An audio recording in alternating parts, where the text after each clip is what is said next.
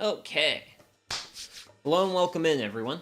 And my name's Sugi Yamagawa, and today on VTubing my slow life hobbies in my 30s, we are here at the wonderfully stained workbench to work on a Stanley hand plane, a Stanley No.6. Well, actually, wait a second. It says Bailey. We'll just Stanley and Bailey actually merged at one point, so it's the number 6. And for those wondering about hand plane sizes, this is a number 6 scale. Last time, I think the last hand plane I worked on was this guy, a number 5. So number 5 is a jack plane. It's basically a plane that can do a little bit of everything. It can do smoothing, and it can also do some a little bit of rough jointing. The 6 is a little bit better for that. So we put the noses together and see the 6 has a lot more longer of a sole to it. Because it has a longer sole, it has a bigger reference surface. It's a lot better at taking out humps when you're trying to joint boards and stuff like that. Also, hello and welcome in, Mr. Spox. The noses. Oh yeah, the noses of the plane. Beginning parts, the ends. I don't know. I call this part the nose. I don't know what else. I don't know if there's a more proper way to refer to this part. Also, hello and welcome in, Ari. So, this is a Stanley. This was the most recent thing I've restored, and here's this guy, not restored. Lots of rust. Nah, that's the scientific term for real. I was thinking that. I was pretty sure. Was not 100% sure, so. This guy has definitely seen some better days. Ooh, did I snap that? Yeah, I snapped that. I put it together too tightly. Yep. So, we've got pretty crusted. Not bad, really. Honestly, I think the thing is in pretty good condition. But yeah. Toe. This is the bottom of the sole and the back is the heel. All games? Yes, I'd say you're right. Why did I think it was the nose? I feel like it. Oh, hey, Kiwi and Apple. Hope you're having a good day. Oh man, what are we doing today? We are restoring this hand plane.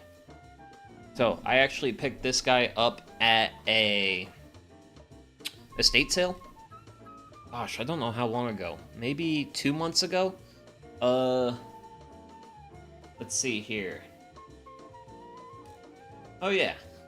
So 2 months ago, I did a review of estate sale. When someone dies, and then all their stuff is for sale, and then you get to loot the dead body, but legally. But you also still have to pay money for it. It have noses, to be fair. I thought Wyoming was for sale again. Why would someone buy Wyoming? What's good about Wyoming? Wait, is Devil's Tower in Wyoming? I think Devil's Tower's in Wyoming? I kind of want to go to that. Can I buy Ohio? I don't know who would want to buy Ohio, but maybe, possibly. But yeah, so where I got all those fine home building magazines, I actually found this guy.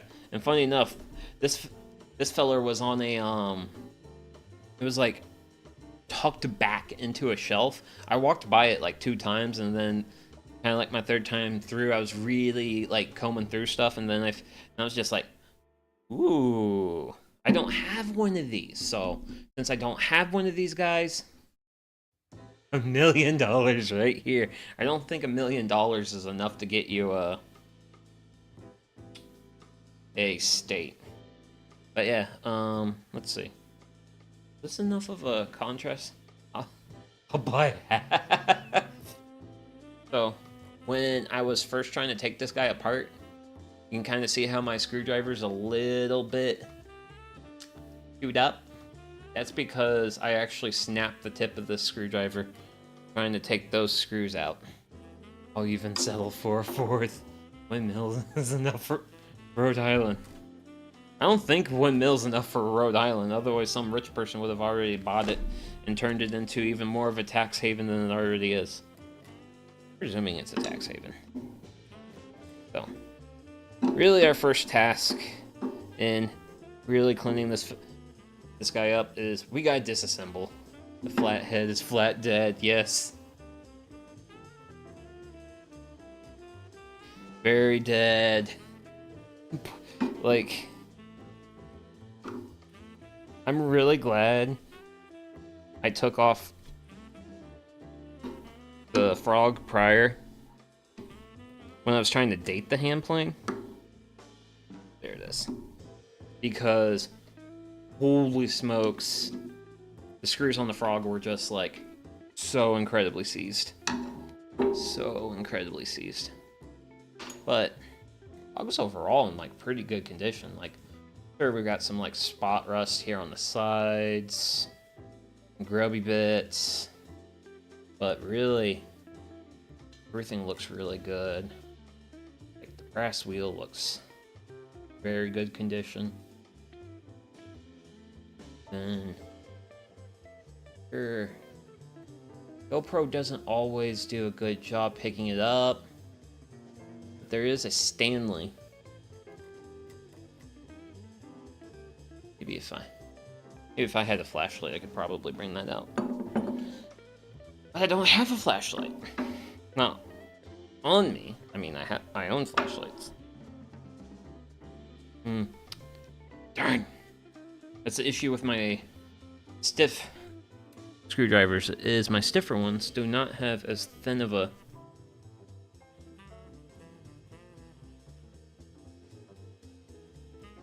blade. And that's the issue with thin blades. Thin blades makes it easy for things to go pop, and I don't like pop. Pop is bad. But yeah. So we got a little bit of Freddy rust on that. And I'm just going to be parking all the various hardwares. So, do have ourselves a cracked handle. That will be turning. Yay, turning.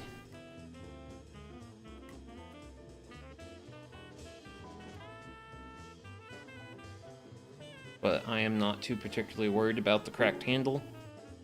Because guess what? I've glued a handle before and I can glue a handle again. So, I have no problem gluing a handle together.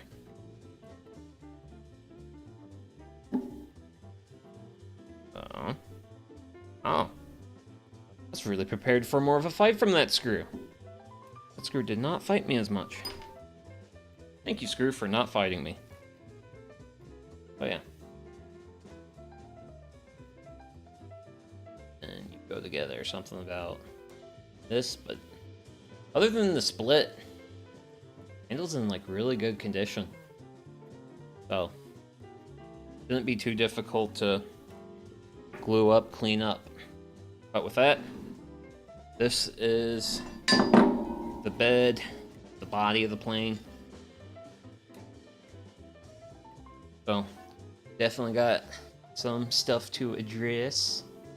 Got some fun patent dates here on the back. And yeah. So, first step in all this is getting all the grime off. Grab some water.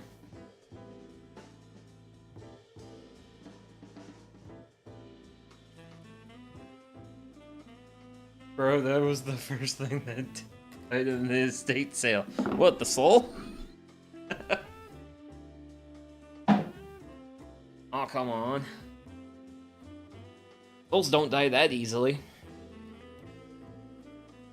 I mean, how the hell are all these people handling late stage capitalism if they can't have a soul in the midst of all this mess? So for this,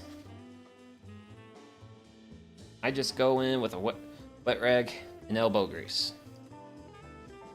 Because what I want to do is I just want to get like all the grime off before I start busting out the WD-40 and all that good stuff.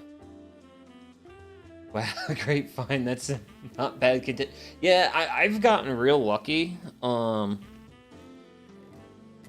with some of the stuff I've found being in like reasonable condition. My cat Buff Molly has been struggling with late stage capitalism. He's been unemployed for 8 years. Poor cats can't get a job. And back in my day, cats lived in barns and caught rats and mice. Nowadays, they just get to enjoy the most pampered life they could ever possibly enjoy. Don't know if they actually moved up or moved it down.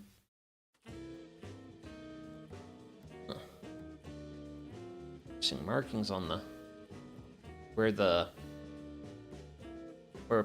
frog that's on the thing. I wonder if I should have got a Q-tip out for this. I don't think I worried too much about the nooks and crannies, but you know what? I want to try to do my best. Hey now, Bart has killed one mouse. It was an unpaid internship, but it was a good experience.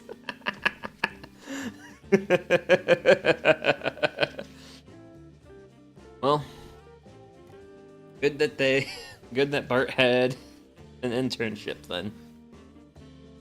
Not all cats can say they've been through an illustrious internship like that.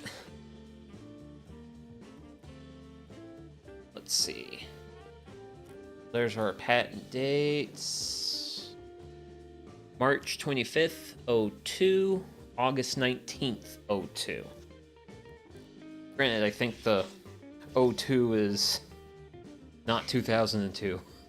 I think it's pretty sure that's 1902. Then we'll just, well, we pretty much got the back. We do have splotches of paint on this, and guess what? I don't worry about those.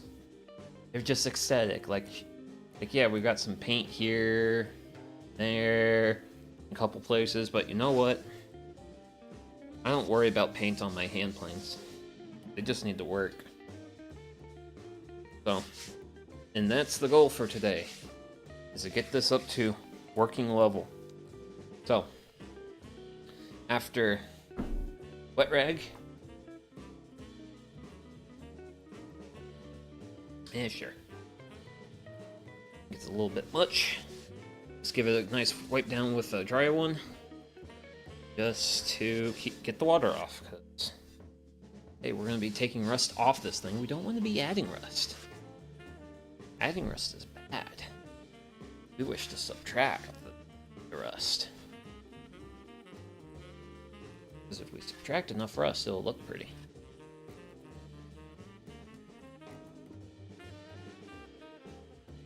Actually, better does that look? Ooh, yeah, that looks a lot better. Yeah, you guys can actually read patent dates now.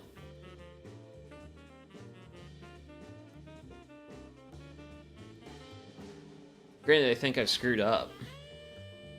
It's actually a Bailey plane, but I know Stanley and Bailey also like merged at one point in time, so kind of sort of became two of the same thing. Will you sit there? You'll sit there. Thank you. Please and thank you. Okay. For getting the blade and ship breaker apart, use a big screwdriver. Ooh. Nice release. Hardware in our marvelous pile of hardware. So. It's like.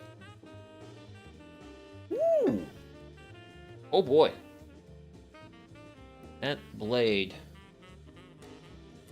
definitely has rust, but it's still got some sharpness to it, so hopefully I won't have to be super heavy-handed with the sharpening when we get to that part. And then also, this blade does have a nice little chamfer. That's a little orange. As long as it's not red. If I was doing this and then there was red everywhere, that would be bad. I have to use my medical supplies.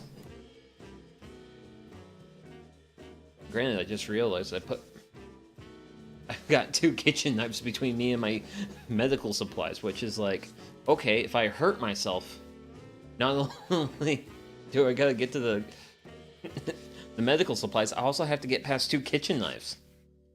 Because I don't know how long I'll spend on this. And if I just want to like drag things out later, depending on time, I have kitchen knives that need cleaning up. Challenge run activated. I don't know. I don't know how I feel about handling kitchen knives if I'm just like oozing blood everywhere.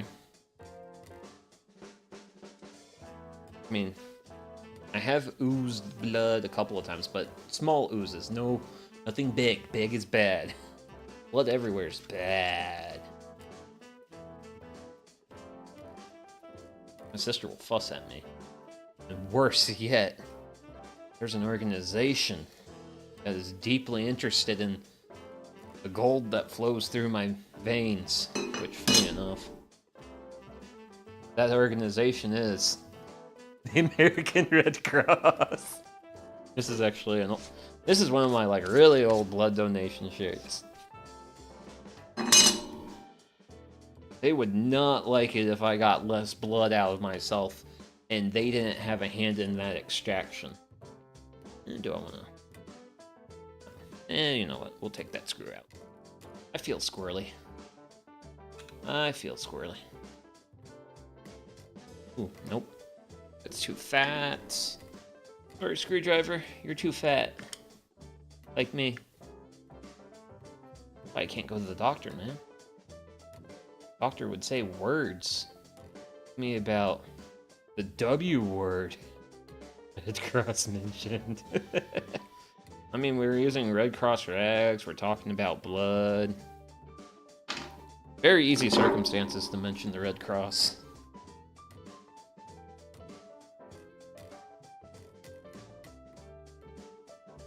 Organization that I have the greatest love-hate relationship with. Granted, I just mostly hate them because they just beg me incessantly to donate platelets, and I'm like, okay, look, I already give you a fair amount of my blood supply, and I don't want to give you more. Wait. No sneeze. Oh, that's where I was today. I think I've got a little while left to go before my next appointment. Like, I think it's the second week of June when I can do my next blood donation. That's the frog. That's also the nice thing when working with some of these parts is, boom, just clean up very quickly. Nicely. So did you actually give blood today, or were you just, or do you work there?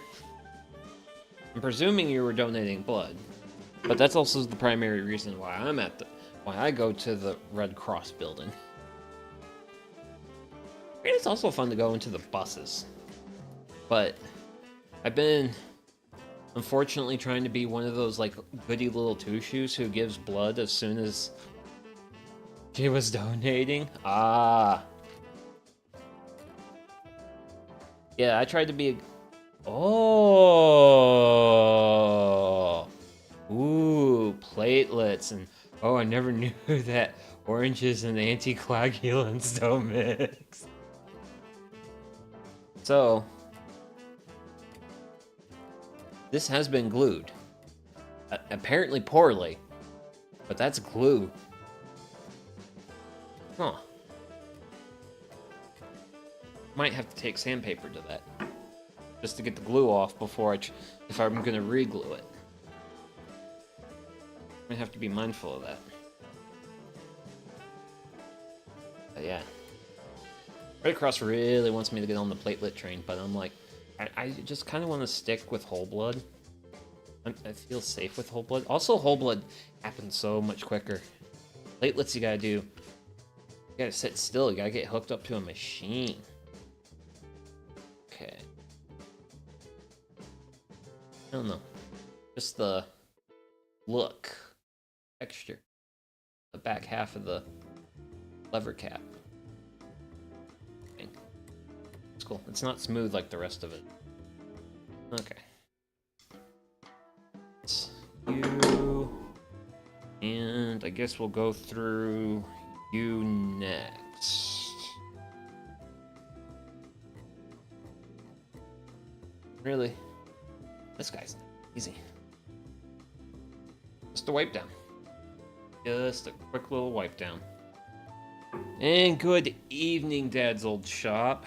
How are you? Are you doing well? I hope you're doing well. Ooh, wait. Okay. So, now that I've got my water out, I'm going to be doing a lot of cleaning up. So, moving into the steel wool portion. So, in the meantime, might as well get my stone soaking. So, that first stone is my 1000.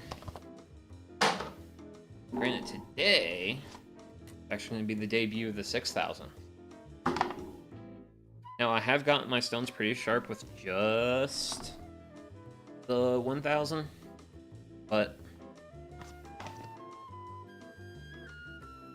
I want to go to the next level. Also, I think it will probably be really good for the kitchen knives. There we go. Get them submerged.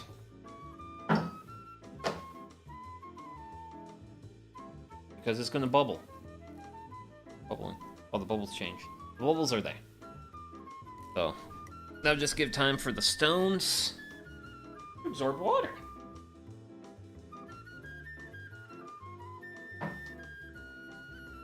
That's delightful.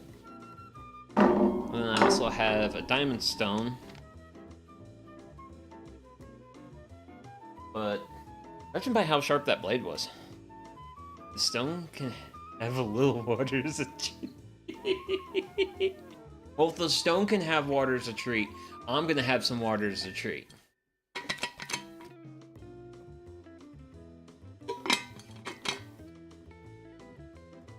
Because I like my water. Because I like hydrating. Actually, I still have... to you guys just to do a quick once through. You're not too bad. Water or water?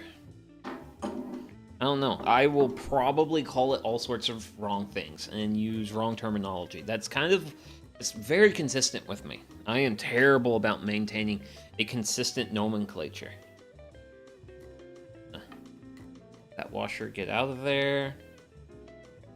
Rub it. Clean it up a little bit. And we'll take care of pulling the head.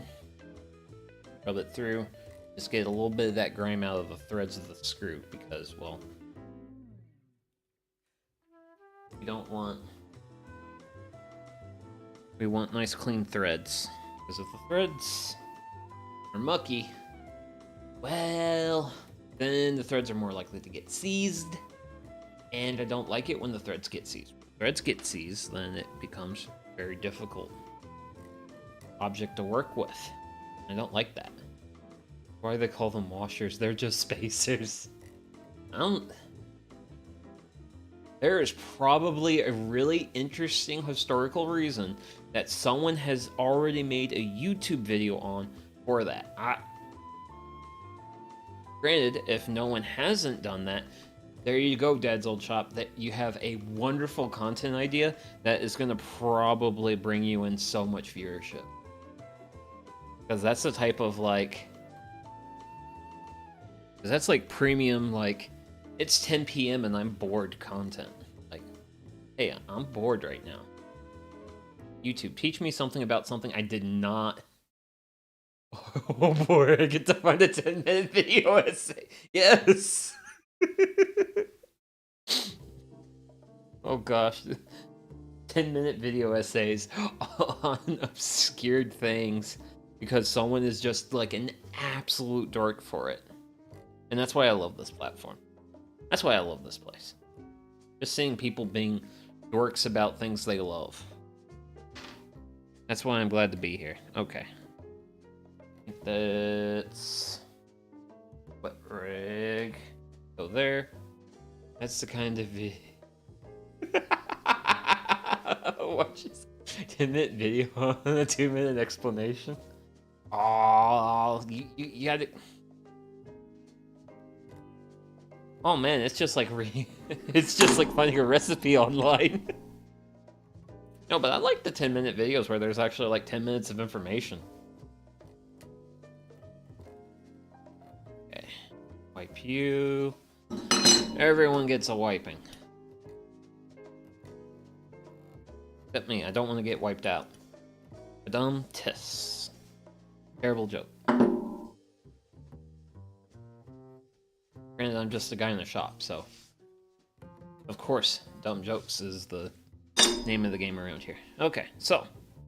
We've done the first bit of basic cleaning.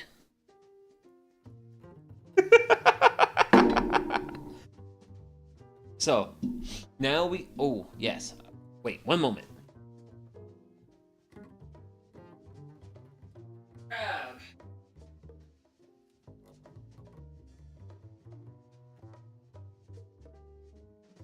Where my favorite content has always been info dump.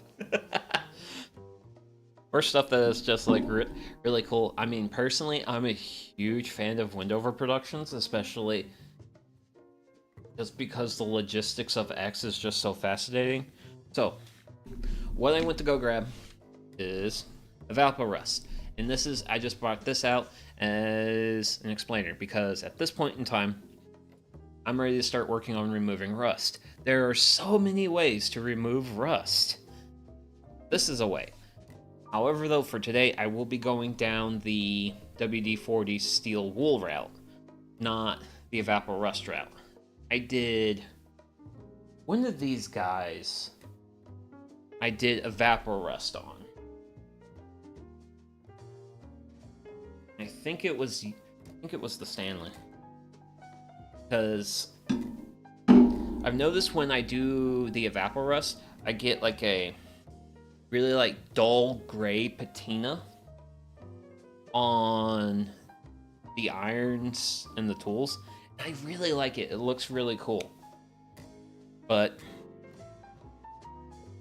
as far as like making stuff happen in real time while I'm doing a stream, yeah, WD-40 is the way to go. WD-40 steel wool, which is just basically man's favorite drug, WD-40, followed by a somewhat cornucopious amount of elbow grease. I needed to drive my truck into a pool of Evaporust. Honestly, I think if you drive your truck into a pool of Evaporust, there won't be a lot of truck coming out of the Evaporust. You might have to put it in a electrolysis process where it kind of preserves the metal a little bit more. Okay, we got a nice iron slurry. When video essays are good, they're good. I feel like there's a saturation of topics that non-experts make and oversimplify or misattribute for reasons for things. Yes. But there's also videos where it's purely like someone's like niche passion, like who is it? Defunct Land? Yeah, Defunct Land. Just really enthusiastic about like amusement parks and things. Really good videos. Hey, the truck didn't fail inspection for the rest of this time. It's fine. Yes, this time. So, that's a little bit of steel wool and some WD-40. Did actually a really great job. Feel like I got pretty good results pretty quickly, but I'm just going to go ahead and go through here a little bit more once again, just to really clean it up, because I want it to be pretty. Even though it's a work tool, I want it to be pretty. Or it looks, or you know, at least look reasonably good. Let's give it down the rag. Still, I really like how this area looks, like from here on down. It's very shiny, very nice. Just looks like a, I don't know, it's a tad bit grungy. Defunct Land is neat, not my speed, but solid. I've seen some recent videos on Cali high-speed rail that sell an angle more than the truth. Hey, Windover did Defunct did a thing on California high-speed rail. Anyone's the cream of the cream of documentaries. Can't find anything that even compares. Hello and welcome in, Haggle. I hope you're having a great day. So I'm just going to be giving this like a little bit of an extra clean down here. Just because it just seemed a tad bit grubby than the rest of the stuff.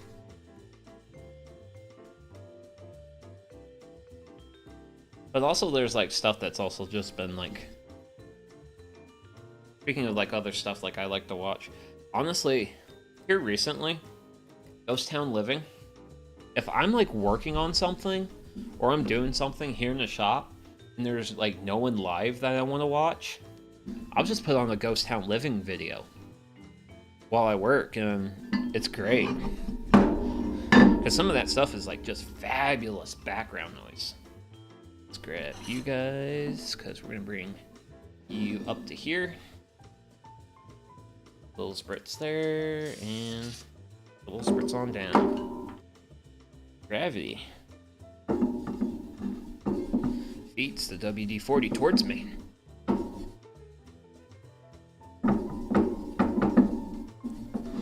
So we'll just... I'm down the Beatles parodies of Zelda's music rabbit hole. That at least seems like a fun rabbit hole to go down. The unfortunate thing is,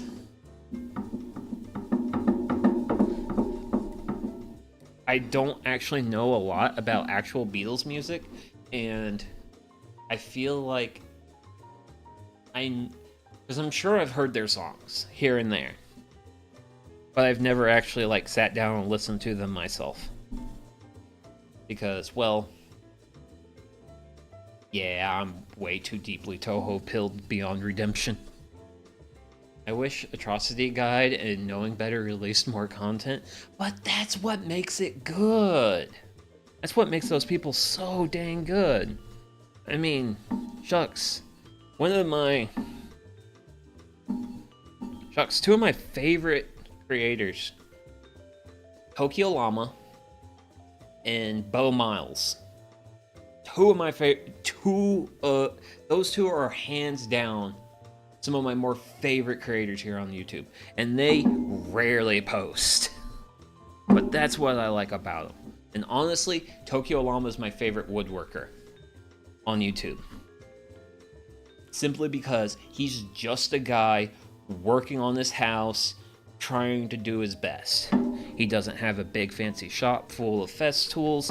He's just trying to work on his house and do his best and get his house up to snuff. And I really appreciate that, because like, I just want more like woodworking stuff that just feels down to earth, or like regular person. why I also do what I do, because that's what I wish to see more of. So, looks like we've got ourselves a couple of deep stains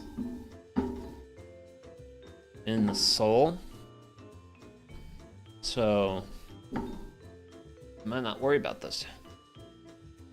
I found about mediocre car repair shop next to me by Snap-on Tools. It's like, bro, those tools aren't going to make you a good mechanic. Yeah, but people buy tools just because of the brand. It's a bit rough, but the first season of This Old Crack House from Angry Cops is good. Super relatable if you had to fix up a home. Oh no. The content that hits too close to home. Thankfully, I haven't had to do... Well, actually, wait a second. I want to say, man, I sure haven't done like a whole lot of work to my house. But I also am saying that, realizing in the past few years, I have gotten a new roof, I've gotten new HVAC, I've gotten a new water heater, added solar panels, had electrical work done because I wanted to heat pump the fossil fuel burning appliances. And it's like, yikes. Granted, I did put up a portion of my fence. I actually did. That was actually one of the things I did during lockdown, is 2 sections of my fence blew down, and I re-put up fence. I've replaced the kitchen sink faucet for the kitchen, and because stubborn me did not want to pay money for a faucet wrench, things got to the point where I ended up having to pull the whole sink out of the countertop to get the old faucet out, because I didn't want to buy a $20 tool to do a thing. Nice. And was it worth it? Was it? I suppose in the end it was worth it, but at the time I was like, man, I really don't like this. I don't like what I'm doing, because the way the under cabinet for the kitchen sink is, there's like a little like pillar for the cupboards, and I couldn't lay on my back and face up the sink while I was working. If I could just lay on my back and work on the sink on the underside, it would have been so much more pleasurable to work. It's pretty relatable how much you can wing home improvement when repairing a car nowadays is nearly impossible. Yeah. Or need specialized tools, or well, especially like diagnostic tools. Ooh, looking pretty. I'm gonna do one more pass on this side. Some libraries have tools you can borrow, like a library book. Yes, or there's dedicated tool libraries. There's actually where I'm at in Kentucky, there's actually a local tool library, which I kind of should like hit that place up at some point just to see if they have like any like off tools that would just be like cool. Hey Haggles, it's rough. I just don't even try now.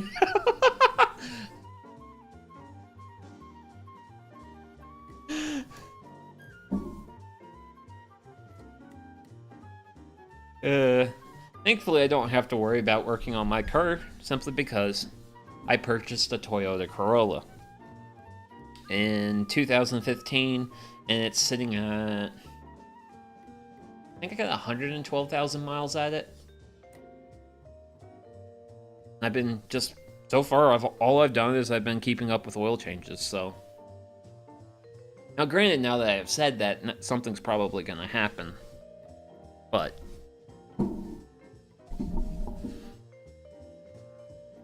Who knows? Okay. And with that, ooh, that's reasonably shiny now. Yay! And everything is just absolutely covered with a fine layer. I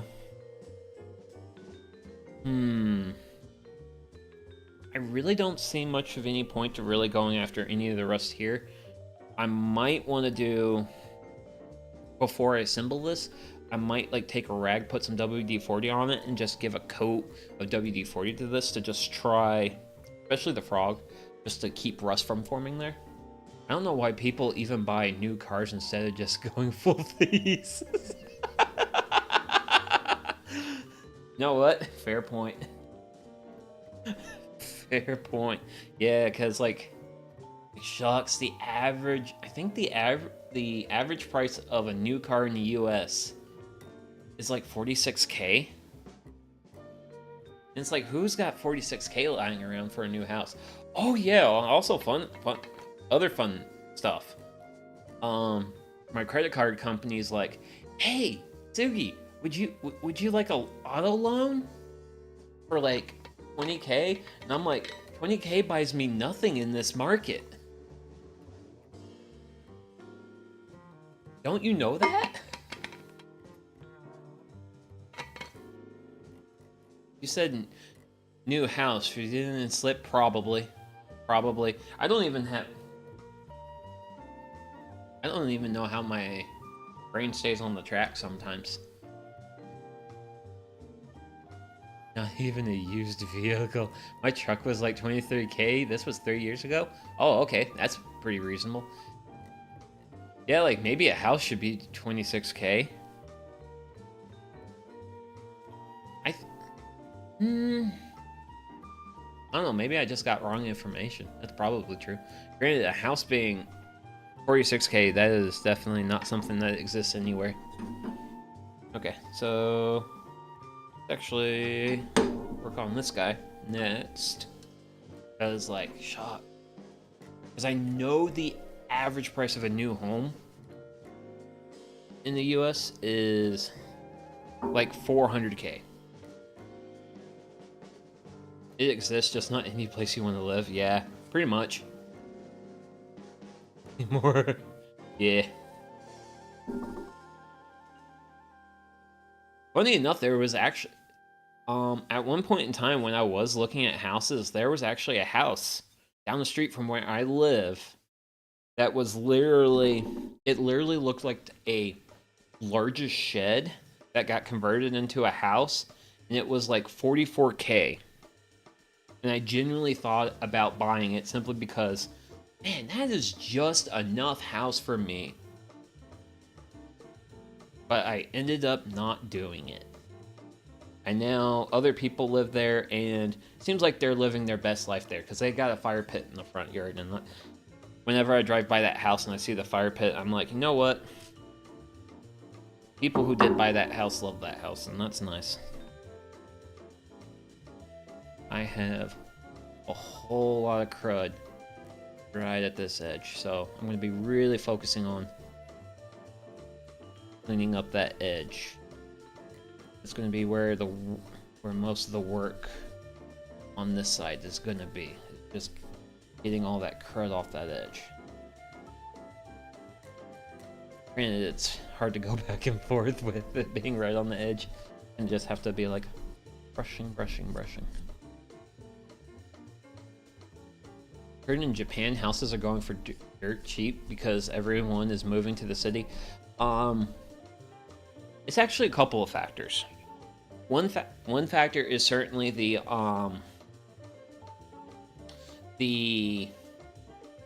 people moving to the city. Another factor, part of it is that I'm aware of is that houses in Japan are an asset you buy that goes down in value over time. Low-key, I thought about a house in Japan because my down payment would have covered most of it with how good the dollar is compared to the yen. You know what? That's fair. That's really fair. But, like, the thing in Japan is, like, a lot of houses aren't an appreciating asset. They're a depreciating asset. And the big reason for that is because of all the earthquakes. Sugi, expert of Japanese real estate. Not really. It's just really fascinating how in Japan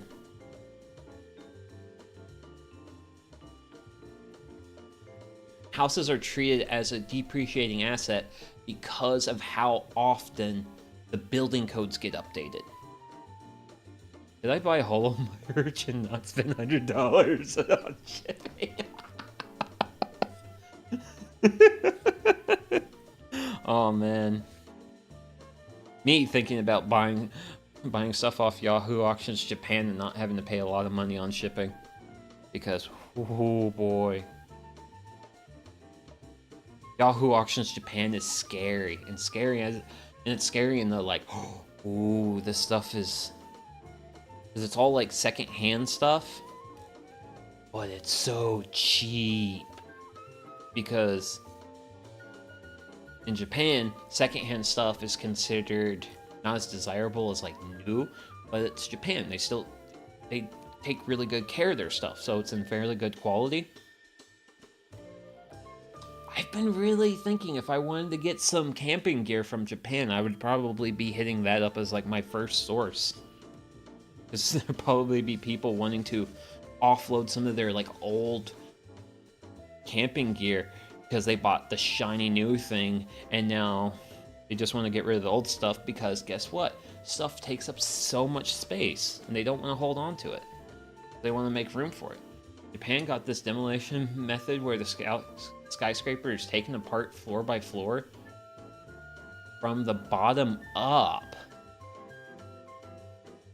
That's something I'll probably have to like actually look into. That sounds like really neat. So, they hold it up with pneumatic jacks like it's a giant car. That's wild. That's really wild. So we do have some more tool marking here. Let's see. The light will get to show it.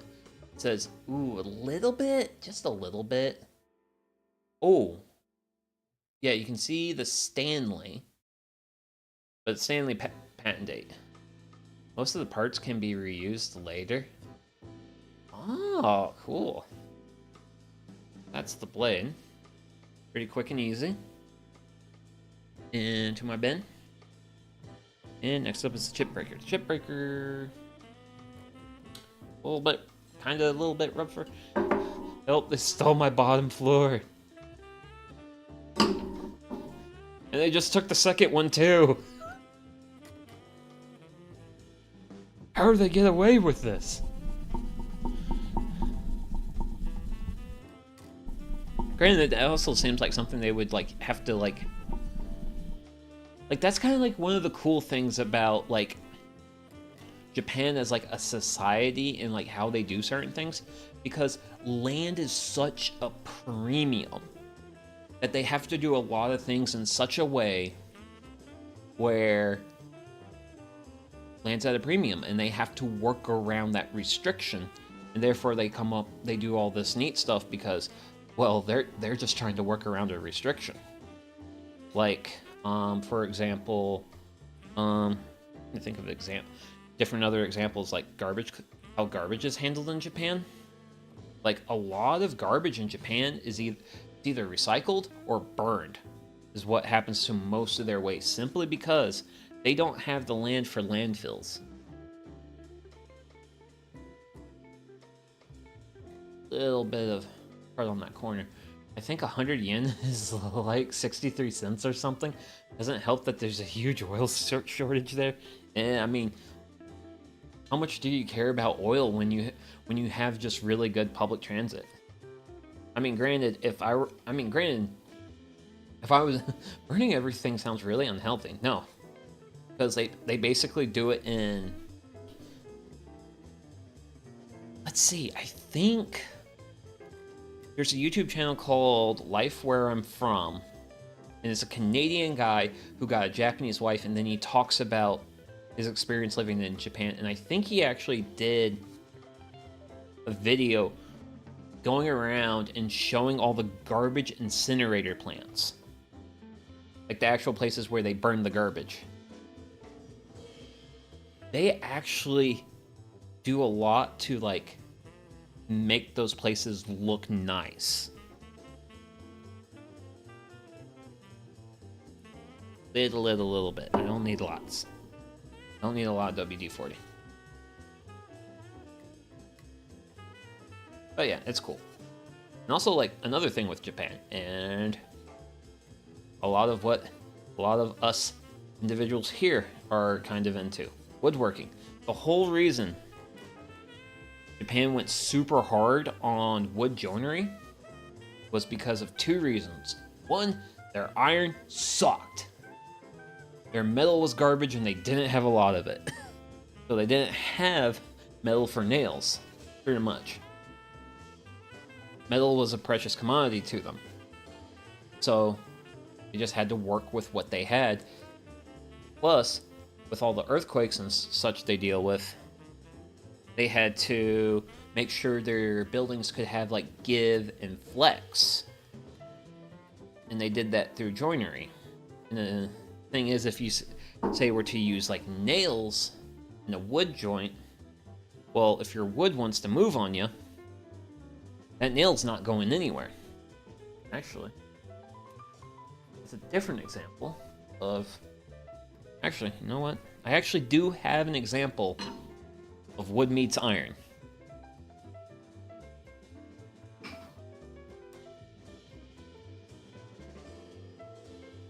About this. Maybe this actually doesn't show it as well as I thought.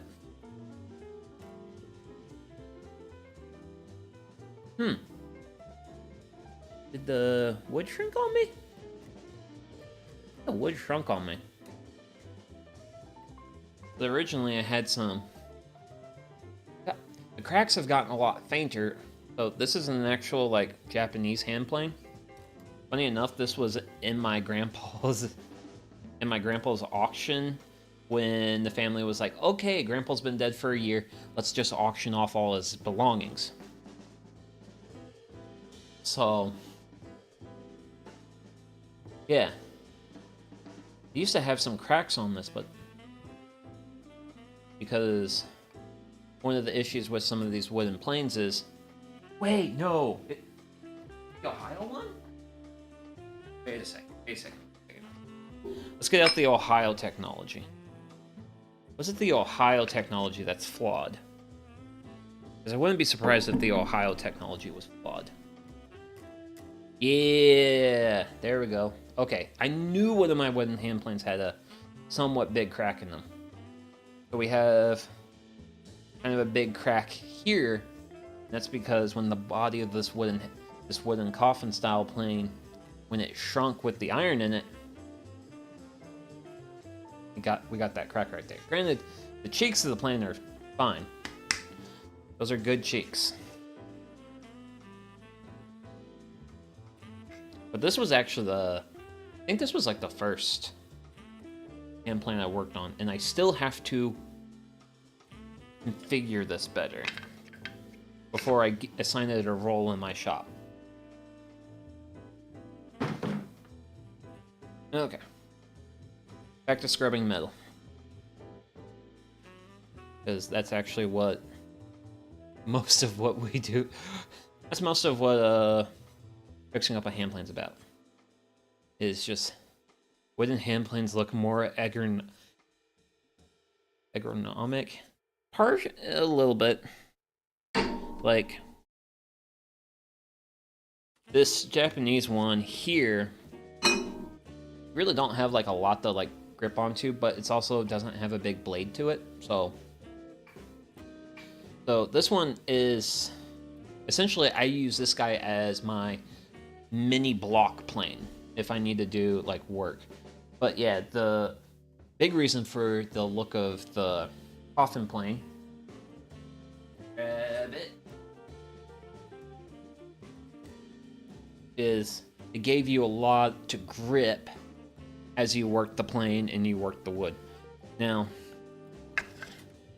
I hear these are more, coffin planes are more of a working the tangential, the broad face of the board, and I actually need to set up my iron for that because I need to put a chamfer on it. This iron is unchamfered. So if I actually wanted to use this how it was originally meant to be used, I need to do that. Fun thing with this hand plane that I'm working on now, the No.6. The No.6 actually has a chamfer in the blade. And then with that, I can call the chip breaker. Done. I need water. I can feel my throat drying out. Way too much yammering.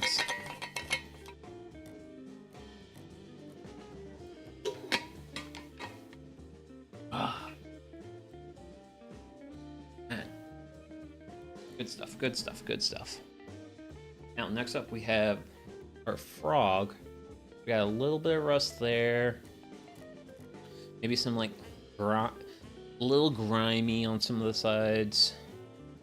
But we'll just work all of our quote-unquote shiny faces.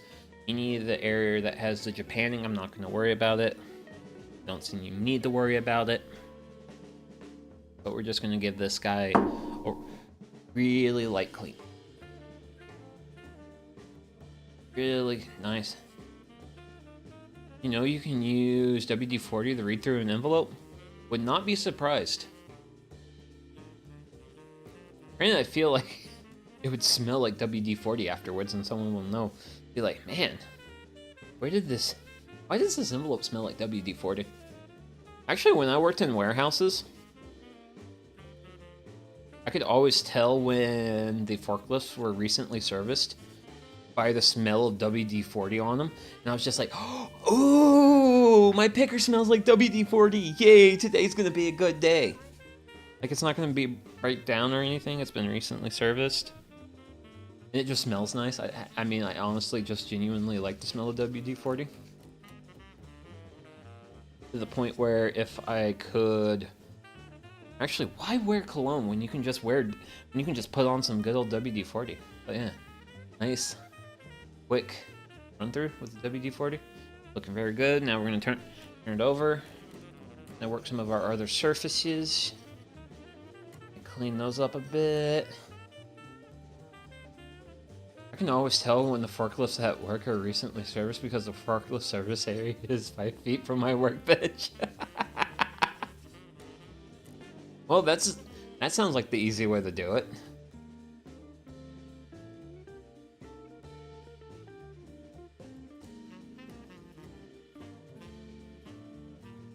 I just remember going onto the floor and being like, ooh, the forklift smells like WD-40.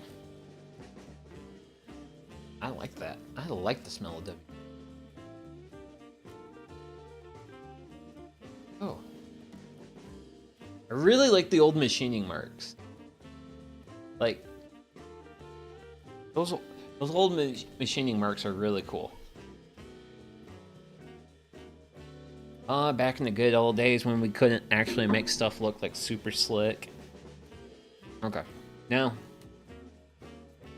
here comes the... You. Sorry, I see a squirrel. Bastard. Fuzzy rat bastards. They better not. So, I'm gonna go on a vendetta this year if they get into my tomatoes again. Because they got into my tomatoes really bad last year, and I don't appreciate it when you touch my tomatoes. In the wood shop? No, outside. I actually I have one of those clear garage doors, so I can like look out and like see the garden. And I saw a squirrel in my driveway, and I was like, "You bastard!" No, that would be a wood chop.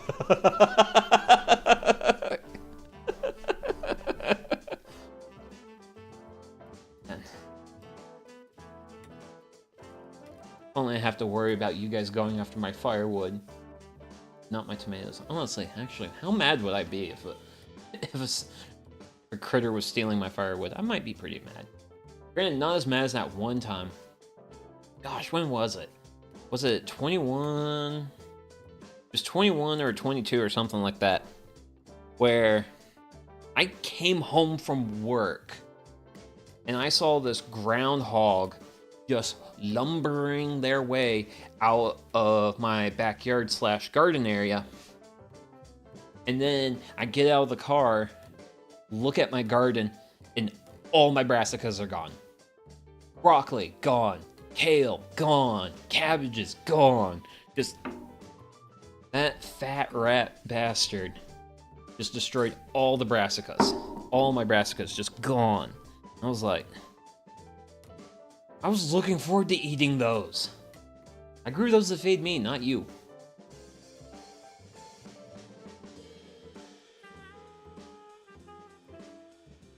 Oh. Granted, I haven't had groundhog problems since then, so... hopefully they raided someone else's garden from now on. Leave mine alone. It's actually one of the nicer things about growing things in the Nightshade family. Most things leave the Nightshade family alone. Unless it's like actual like things that will specifically target those plants. But I don't have... like, you don't have to worry about a deer eating your tomatoes. I have to worry about a deer eating my hostas. That is the thing I really dislike about the deer, but you know what? I should be having less deer around here because the developer just cut down their woods, so that was nearby. So as much as it pains me to see the trees go bye-bye, if this keeps my hosta safe from the deer menace, then I can tolerate it.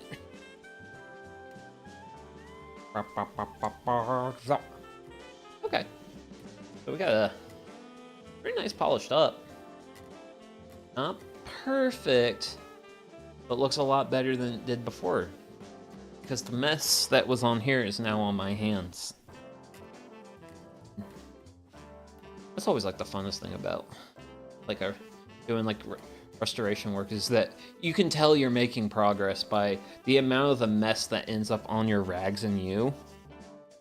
It's like, okay, everything else is getting messier while the tool is getting cleaner.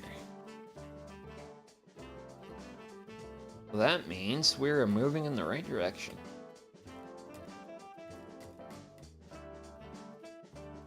That... I mean, like, look at this rag. Look at all the iron oxide on this bad boy. If this, actually, granted, wait a second. This is soaked WD-40 and iron oxide. Ooh, this is real flammable now. That's what I tell myself when I clean the same metal parts at work that night shift doesn't clean.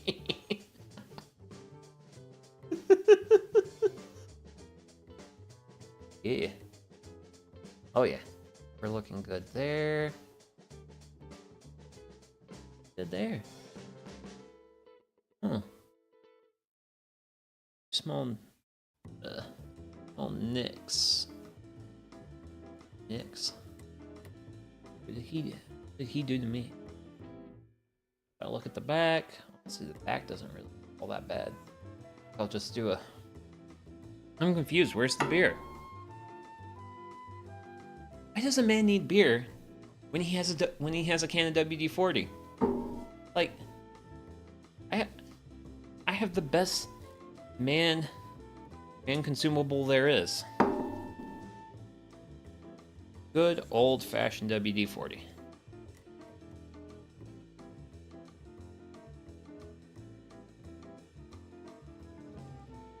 Besides, I can't drink beer every stream, you know? I gotta take breaks from the beer. Can't let beer rule my life. That spot's for trees. Beer is an associated treat. Spock is funded by Big Liver. I think destroy Big Liver is more appropriate.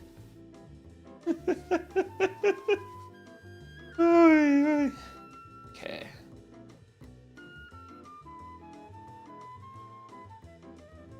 And... oh yeah. Okay. Yeah. Yes. Good. There we go. And... lever cap cleaned. You can tell that I am still relatively new to this because I don't fully know the names of all the parts. I'm also just not a big, I'm still very new to hand tool work. Because I have big fancy tools. And I actually do love using my Makita electric planer when I get chances to use that. That thing is a boss. But you know what? That's also Makita tools. Makita tools are just nuts. Really glad that my dad was on Team Makita, and after I inherited his tools, it's like, okay, I need to put myself on a battery platform. Well, I already have a Makita drill and a Makita battery-operated radio. I guess we're on Team Makita now. I'm okay getting just baked into a battery platform like that. Granted, also, I just like the fact that it's kind of... Restart it slower if this goes too fast. Who's gonna yell at me? The ones I have in the basement, I haven't had time to restore.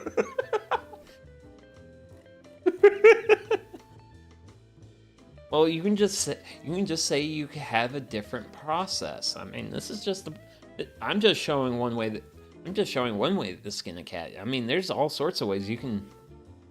I mean, we're just over an hour in. Besides, also like shucks, life happens to us all.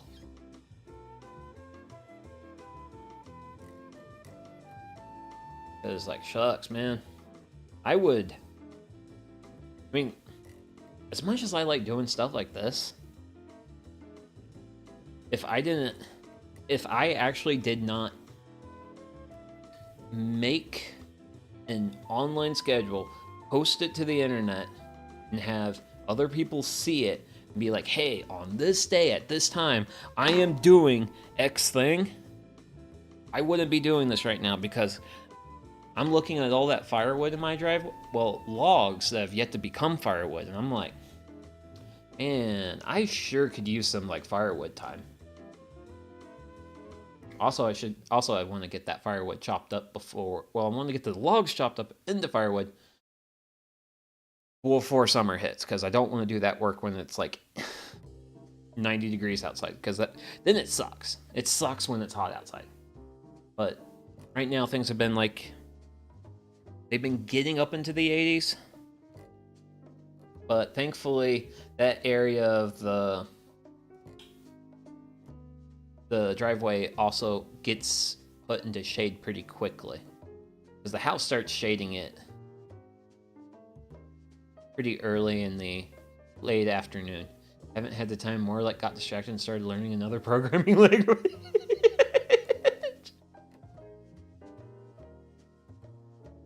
That's the thing with guys. We have attention deficit. Ooh, next shiny hobby. Like, why commit to one thing when you can just be like, oh, look, there's a new thing over there that I haven't done, or been like, ooh, wait a second, I could get into that. Or in my case with like my book backlog, man, I could, option one, I could work on like my books in the order I read them, or I get new book in and go, ooh, shiny new book. I'll read that first before I get into reading my next book. The oldest book on the to read. Went to tell him the keyboard you got. Oh boy. Did someone get like a wooden mechanical keyboard? Hey bud, it's been a minute. How's it going? Oh, hey, welcome in, Auntie. Ain't it? Sorry. I'm holding a screw and I really don't want to yeet it into the beyond because I only have so many. It's hard to get spare parts for these things. But yeah, it's been going good. It's been going really good. Bucks, we still got Sucks, next week is actually going to be my 2-year anniversary. So I've actually got that to look forward to. But how are things going for you? I hope they're going well for you. I mean, for me, I was also just ranting about the pile of fresh logs in my driveway that I want to put a chainsaw to slice up into itty bitty bits, and then I get to play with an axe. And if I do everything correctly, I don't have to interact with the American healthcare system. Because I really do not wish to interact with the American healthcare system. My repair of my last mini controller lasted a week, so I went out and bought a new one. Meanwhile, music is supposed to be the lowest priority task right now. Oh man, that's a too real feel. I know that feeling well. Best is when you're holding a really small screw and trying to wire brush it on a drill press. Oh shucks. But thank you for giving me ideas to do with my drill press, because I do not spend enough time on the drill press. Because I bought that tool because I wanted to give myself a a fancy new thing for my B-Day last year, and I bought myself a fancy new thing, and I want to use that more because every time I use it, I'm just like, I love this thing. I love using this thing. I need to use this thing more. They should just call it the health system, because damn sure most of them don't care. Wire brush on the drill press just scares me to read. It scares me just to read. Yeah, you know, it's the usual stuff we talk about here. I mean, supposedly that's like one of the better benefits of my job is apparently we have really good healthcare. Forbidden toothbrush.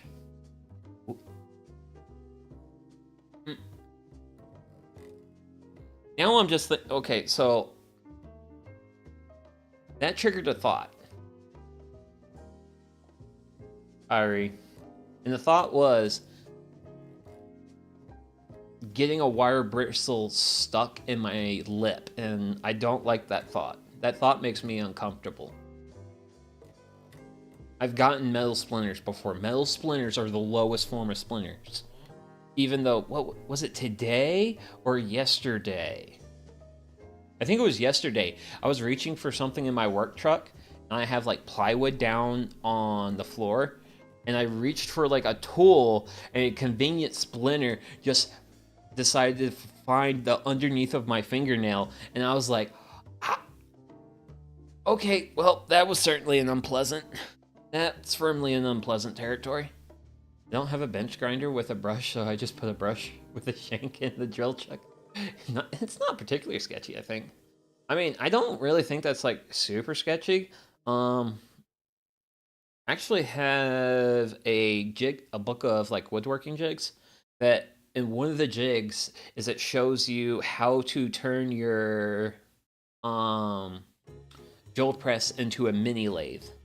And you can do some like light turning with your drill press. I had the wire bristles fly out of the angle grinder and stick into my forehead. That was probably the most uncomfortable noise I ever heard, was that bristle slamming into my forehead. Oh, yippee, that sounds awful.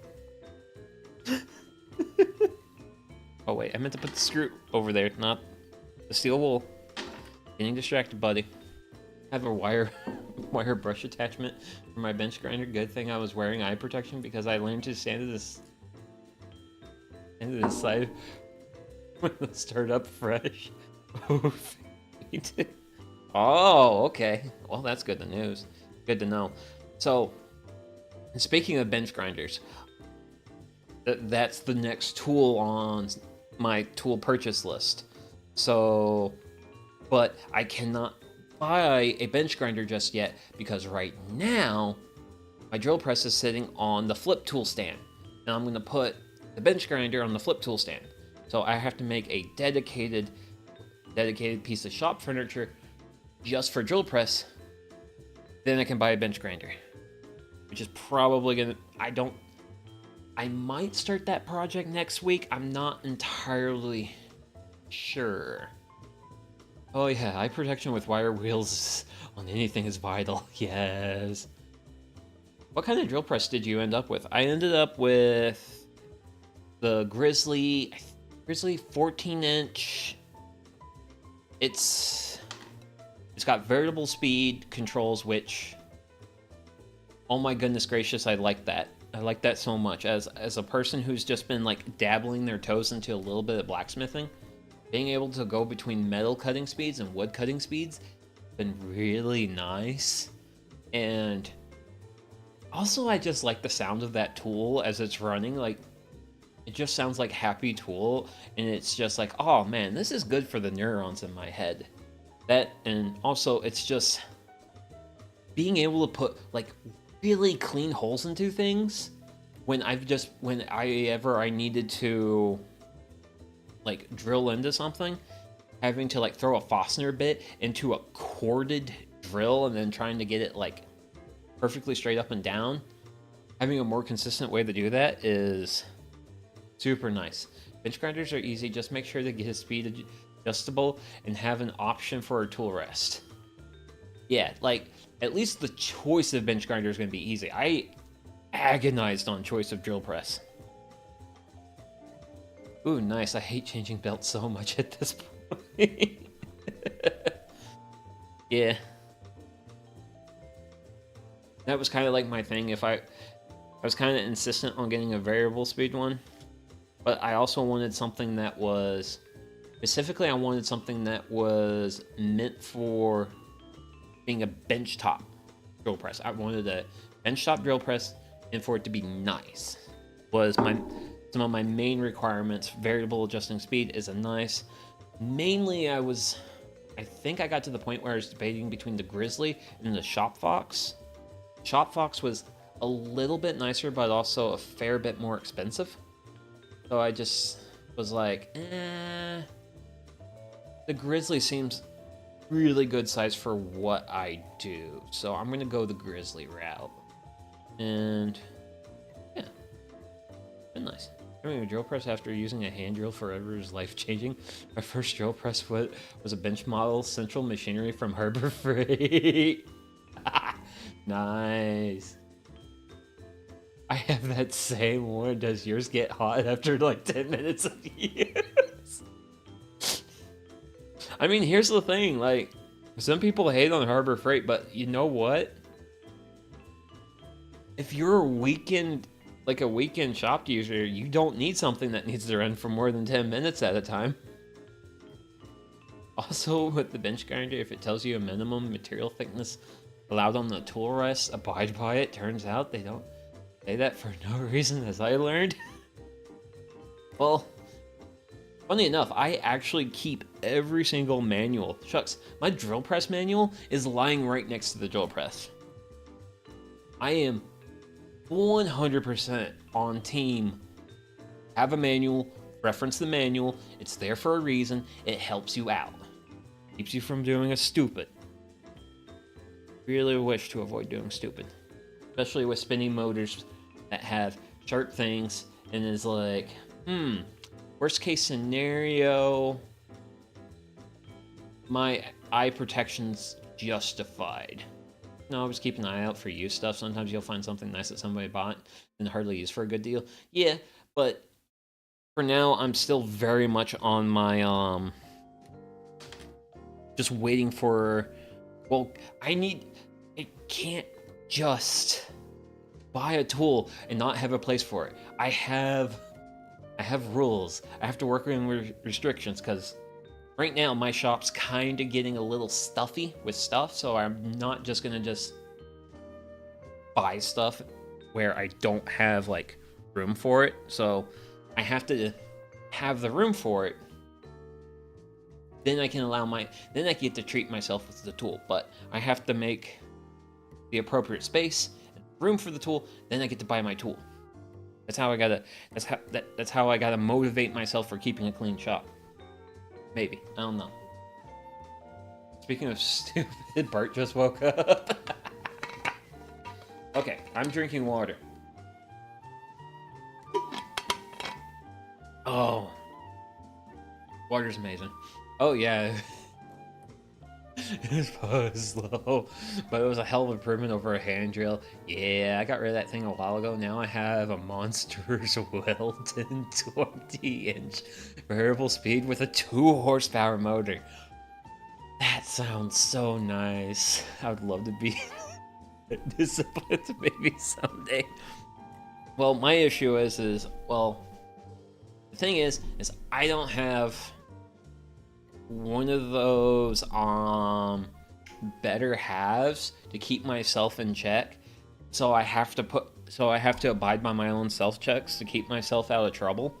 And that's how I have self checks to keep myself out of trouble. Also, there are times where I will happily open my wallet for something, but I found one of the best ways to kind of like hold yourself back financially, especially if you start slipping into new tool syndrome, is to be like, okay, I can afford this, but I have to satisfy that but before I get the tool. And then the tool actually feels more like a reward because it's like, yay, I did a thing, and now I get to have the tool. Versus just grabbing the tool. Because you just grab the tool, then it's just like easy self-gratification. But if you give yourself restrictions, work within those restrictions, and then get the tool, then it feels more like a reward. It's terrifying at high speed. I love it. It can send an 1.25 bit through steel. Ooh, that's cool. Scary, but cool. Yeah. Luckily, I would never buy something I don't immediately need. Granted, that is something I will also get into, is I'll get into a project, and I'll get into that project, and I'll be like, huh, I need this tool to do this job in this project. Okay, is there budget for that? If the budget says yes, then tool gets purchased, and then the project moves forward. Okay, and what do I want to do here? I do want to glue this handle up. I gotta worry about this at some point. Just don't know how I want to go about it, because I see quite a bit of rusty old glue. Just borrow the tool. And here comes Mr. Spock in clutch with the real best answer. But I need to grab some things.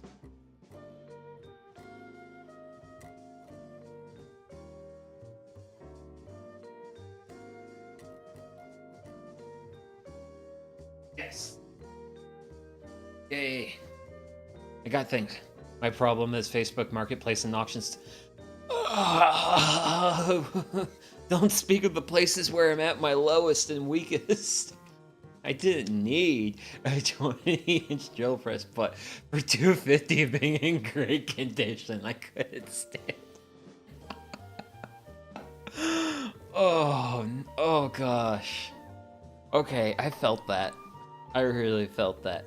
So, since there's kind of a little bit of a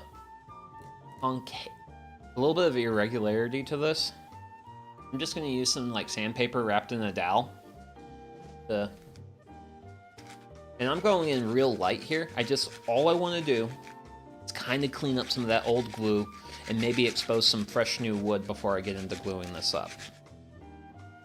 Just because I want to, because I'm not anticipating the glue bonding very well to the old glue, so I just want to kind of make a fresh and also rough surface. Because I'm going in with because I want to say this is like a 60 grit sandpaper, so really rough, and it really help create exposed jagged edges, because glue is a mechanical connection. Handle showed up broken, I guess. So I bought this at an estate sale. So which is one of my big weaknesses when it comes to like finding tools and things. Is like, so an estate sale is basically a person dies and then their stuff gets sold off at typically fairly reasonably cheap prices. And I think I maybe paid like $5 or something for this, so still a good deal, not the best deal. Shucks.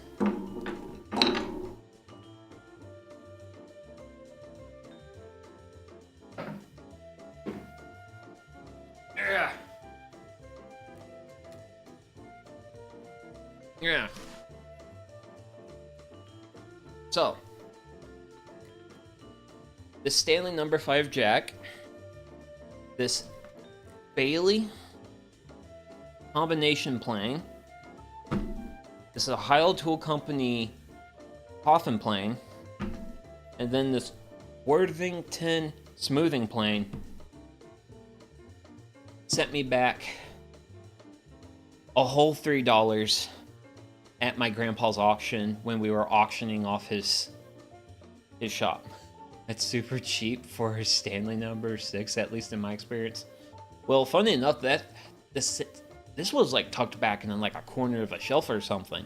I don't even think it had like a price label. I just walked up to like the thing and I was like, hey, I would like to buy this thing. And they just looked at it and they're like, okay, $5. Bro, if I didn't work weekends, I'd buy all my stuff secondhand through estate sales. So much of my furniture is free or thrift stores to afford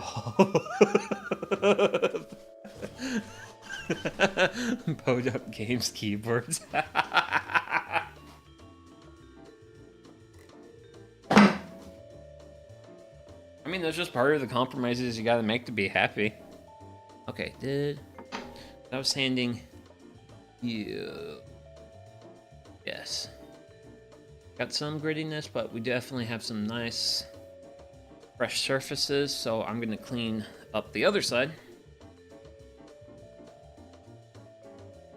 But yeah, all those hand planes came from my grandpa's shop, which was pretty fun to have like a real nice diversity of planes.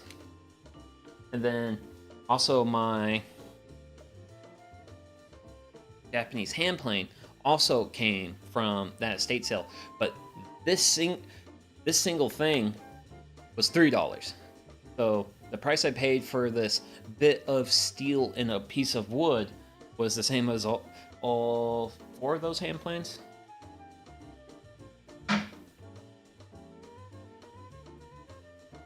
And it's also just nice because it's like my grandpa's old stuff. And I can just have it and be like, man, I won't become an old grandpa, but I can still become a cool old man. Ideally. That's the game plan. That's the goal. I'm not entirely sure if I'll reach it, but we'll see. I mean, I'm a spry 36-year-old man. I've got all the time in the world to become even better as a more older person. I'm barely halfway through my life cycle. Granted, who knows? Life expectancy might suddenly change. Because who knows, maybe that...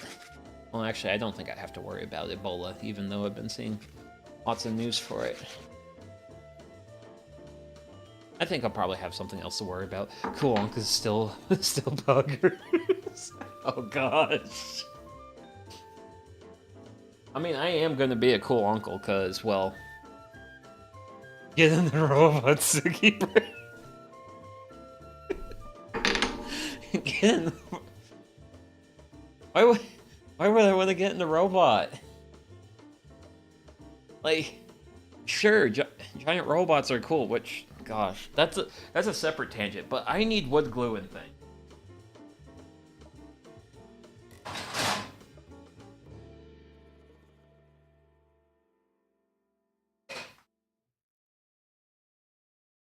Certainly. That's a clamp. How else are you gonna cheat death? Cheat death? No. Embrace death, Dad's old chop. You're supposed to embrace the death. Not you run towards death. You don't run away from it. Why would you do that? Like hell's bells. Like on Sunday, my friend was like, "Hey Sugi, this park where you like riding your bike, a cyclist died being hit by a tree in that same park where you do that thing." And I'm like, damn it, that could have been me. I could have been killed by a tree. Which, honestly, that's like a solid way to go out in my book. But that's just... Come on, I hear you. You're coming. You're about to release. There you are. Yay. But yeah, death is not something you run away from. Death is something you run towards. That's how you have fun. Ooh. I think one... Did the tree hit the cyclist, or did the cyclist hit the tree? I think the tree hit the cyclist. Because, so funny enough, the day my friend told me this story happened, I actually went bicycle riding in that park again, and there was actually quite a few downed trees. So what probably happened is that they were cycling during a storm, or it's just like being windy, and tree was like, "Hello, friend!" And the cyclist was like, "You're not a friend." Knowing cyclist, the tree was probably avoidable. Eh. It's fine. Cosmically unlucky. I mean, hey, life happens. A bit of hanger stuck in a tree. Honestly, knowing that park, I would not be surprised. Because that is a local park where a fair amount of the...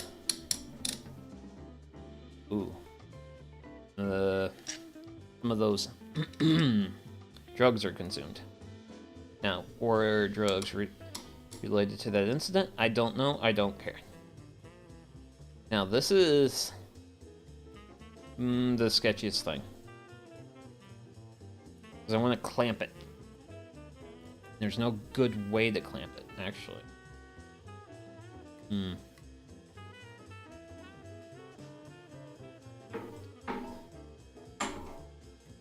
Because I have to get my forces just right.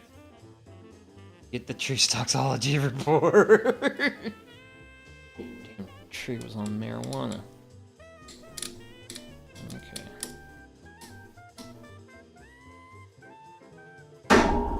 Okay.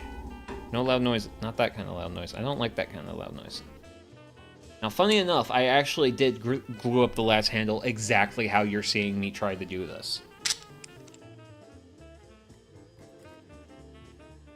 That work? I watch a tree work channel, and a good friend of his was working on a tree after a storm. He didn't see or hear. The saw shook loose, a broken limb, killed him instantly. Trees are dangerous. Yeah, but that's part of the reason I love trees. Like, shucks, that's the reason why I do this woodworking stuff, is like, I like playing with trees. I like being with trees. It's kind of the reason why I'm making jokes about being okay with death by tree, is I'm obsessed. Actually. Let's switch. Do you have a strap clamp? Those might be the right choice. I do have a strap clamp. Well, actually, I have, it's a picture frame clamp. But I think switching the sides might help. Prevent that from moving. Ooh.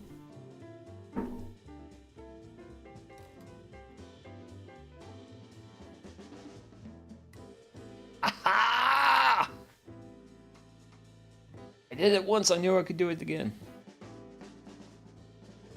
And I'd say it's pretty even as well. So this is now very fragile.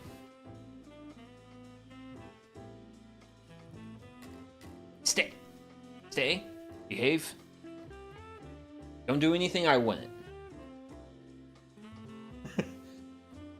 God, this is the same way I've clipped handles I've re-glued in the past. Works well enough. Okay.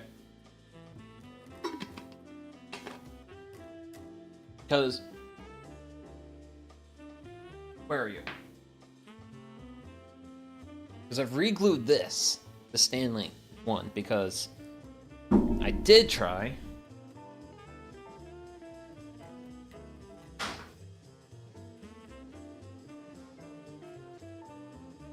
Because I did try making a blank of a piece of wood. This is also, you can tell, off-center holes because, well, this was before I had a drill press.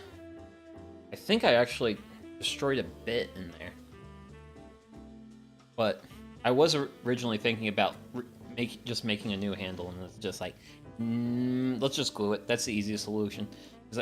But I still have this. So, just in case if this handle truly does bite the dust, I will get around to actually finishing this up for a handle. If you have threaded rod, you can do just that. Get the nuts and tighten them on both sides of the rod. But that's no fun, Dad's old shop. I've got to fiddle with my clamp, man.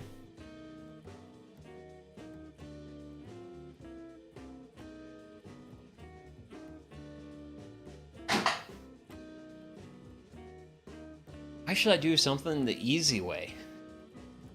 Bro, when you get monetization, you can just have an emote just a bit when someone tells a joke. Making new handles seems like a good idea until you realize how much of a pain it is. Yes, yes. And I experienced that for myself. Because it was like, yeah, because making that blank is... I killed a bandsaw blade making that blank. And yeah, that was rough. Handle making's Vibe Limited. They suck to make if you're in the mood. Okay. Thank you, Wood Blue. Oh, yeah, that's why I have a utility cart. Utility cart is for parking things that are not being actively used. Now I need rag. Rag. So, rag is going to go here. And parts are going to go over here.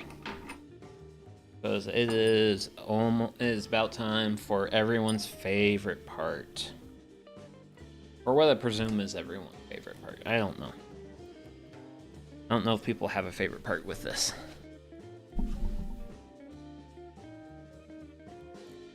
Where is this?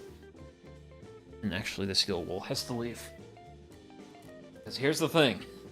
My bench is about to get very wet. I mean, I generally like making handles, but I'm built different, built wrong. There's nothing wrong with being built wrong, Dad's old shop. Like, I'm a VTuber who has done way too many streams outside. Like, not a lot of VTubers... Like, there's VTubers who barely go outside, and me, I go outside to stream, like, once every 3 streams.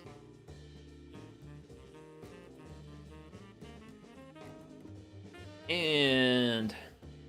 1 wet thing. And 2 wet things. I don't want to use the king side. Let's grab the diamond plate. Nice to have. Pretty to look at. Diamonds are a woodworker's best friend. Had to make that joke.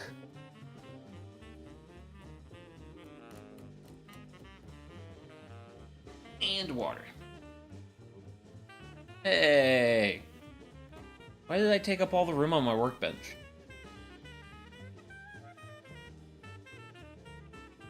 Why did I not? Why don't I have a bigger workbench? That's because my shop is space limited. Yeah. Don't spill. Don't spill. Don't need water being spilled anyway. Oh, get down. You know, I love the end result Color sharpening, but I sure do hate the process. Yeah, end result, nice.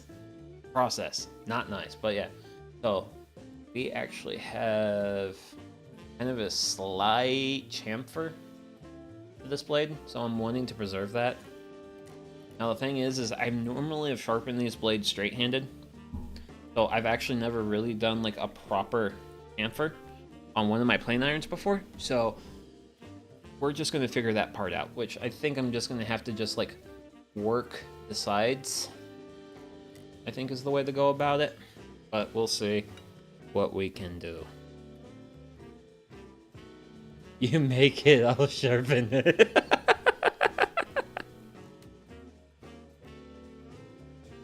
Sharpening ain't like terrible.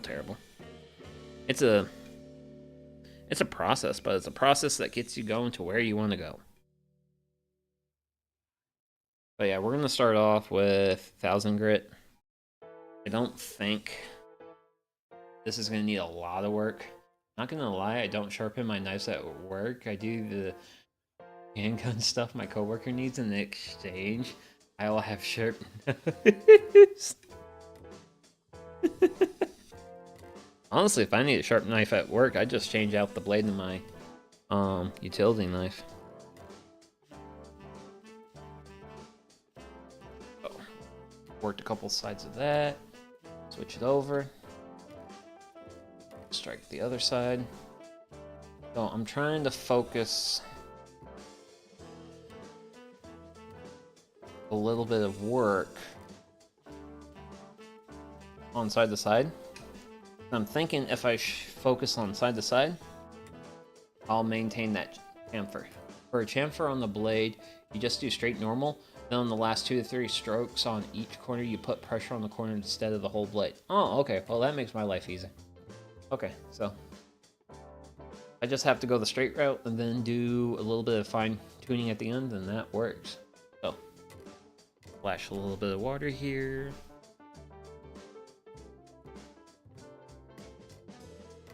And we'll just get working.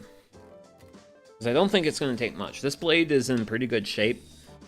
There's not really much in terms of nicks on it. So, I don't think I should have much issue. If I need a sharp knife at work, I'm shit out of luck because too many ding-dongs have inflicted their hands and arms. Man, don't people understand that sharp objects are safe objects? It's annoying. Yeah, unless you're going for a scrub plane, the mount chamfer in a normal plane, well, it's pretty minor. Ah, good to know. There's reasons why I let you influence me, Dad's old shop. And it's when you come in here with the dad advice, and it's like, okay, cool. Good to know. Granted, I've been meaning to go to a leather store and actually buy some leather for a good strop. I don't have a strop, so yeah. I'm kind of... I still need to be like a better woodworker, but we'll get there. We'll get there. It's basically just a boys' corner digging in and leaving tags. You got a leather belt, that works just fine. There might be a leather belt laying around, but I actually just want to buy like scrap leather and just have it, because I feel like there's pretty much I should have some pretty good uses just for scrap leather around the shop. Okay, so I'm wanting to get this cleaned up. I want it nice and pretty. Ooh, I am just starting to get a burr on the back. Pretty much any sort of leather helps, yes. Okay, well, we are getting a burr, but I do just want to get that cleaned up a little bit. There's been times where it's been a lot of work to get that cleaned up. And if it's too much work, I'm gonna skip it. Oh, you started at 1,000, you Waterstone user? Yes, I started out at 1,000. Should I have started lower? At least you're... Well, I am honest. Like, literally, honesty is literally the best policy. Because even if you screw up or do is stupid, people will at least be like, well, you know what? They were honest about it. Are you sharpening the whole face or just a secondary bevel? The whole face, because I want to clean up all that. Your chamfer is going to need like 5-6 swipes each side. Okay. That's straightforward. Because historically, I've only done... I haven't done much of the secondary bevel on these.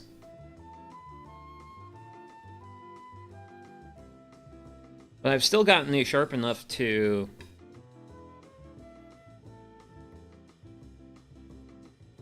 like, do the shave with. Granted, the real thing I want to do is... Actually, wait a second. 1,000 doesn't take a lot. I generally start at 600 and finish at 12. Ah, makes somebody look smarter to admit to screw up and insist they didn't fail.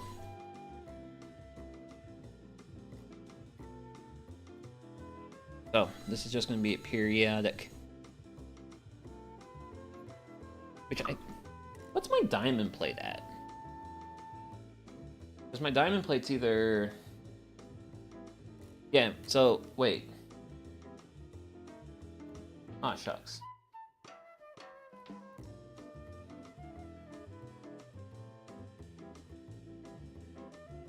Okay, yeah. So the diamond plate is 6,000. Not 6,000, 600. 600, 1,000, 6,000. This is excessive, but I wanted to go a step beyond this, and this was literally the most reasonable thing I could find, and it's like, well, okay, well, we're gonna just go big level. We're gonna just go big. We're not going home. We're good. We're just gonna go big. Or in this case, go fine. Go fine. Far too fine.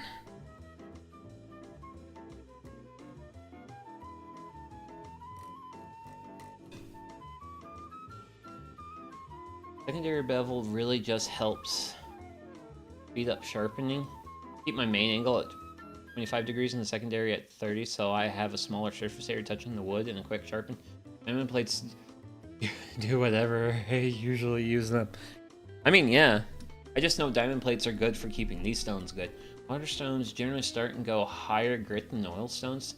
Knife people generally want 2,000 plus for polishing a blade's cutting edge.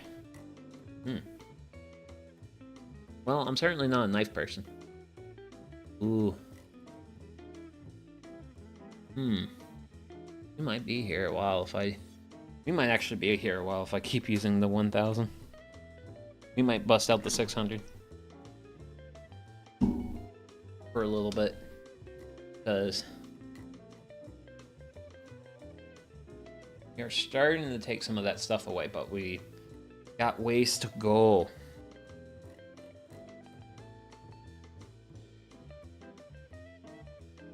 Serious ways to go, so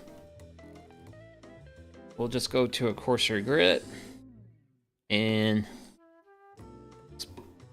hopefully speed things up.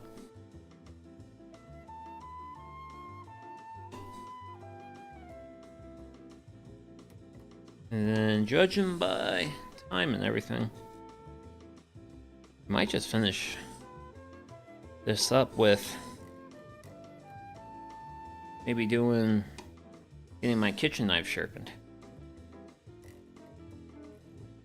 It's all a compromise. Knife people aren't planning wood. You take a chisel to that like 2,000, you're gonna end up sharpening it more. Got a burr. Still got Fairish amount of work. No. Don't know how much I will obsess over my imperfections in this blade.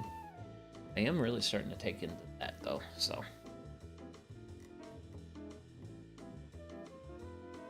I'll just see how extra I want to end up in the end of the day. Or better yet, just ask myself, hey Sugi, how much sharpening do you want to do today, buddy? Because it is possible to be here all day long. I do like keeping my plane blades pretty sharp. I feel like it gives a smoother finish. Yeah.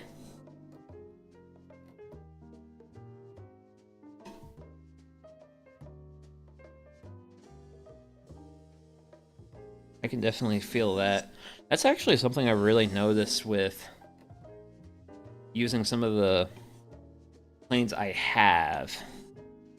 Has been, I've really noticed how much of a like nice smooth finish they've put on some of my work pieces, and it's just like, man, this is nice. It's like normally I would have to like sand to this.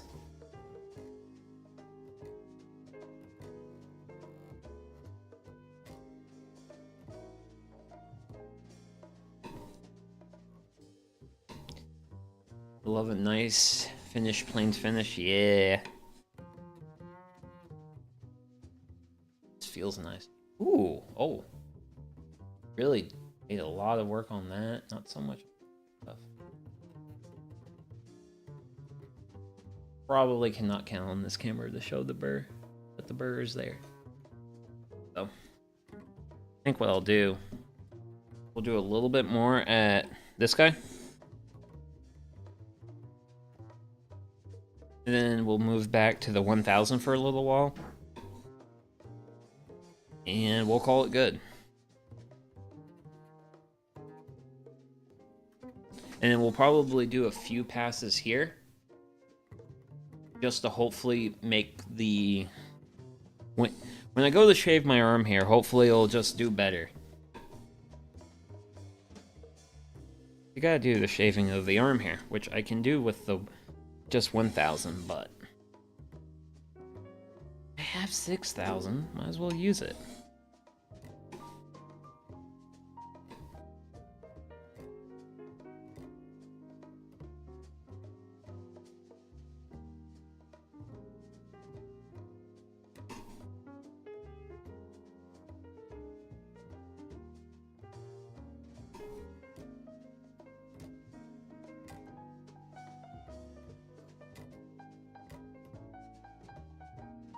Ooh, you know what? Pretty good. Pretty smooth. Spur.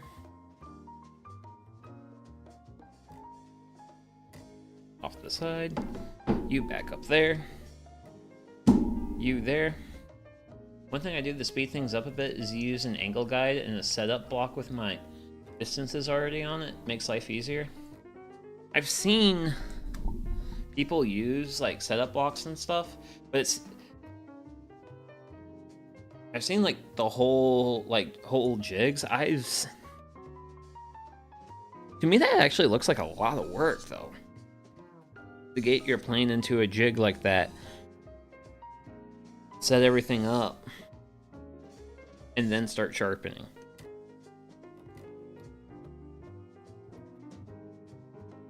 Granted, what I am doing here, I keep imagining your messages as gar, and it makes it funnier each time.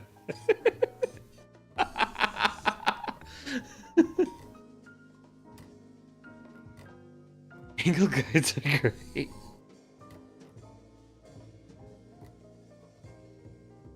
Oh no. Is chat gonna continue to influence me? I already give you guys a fair amount of power over me.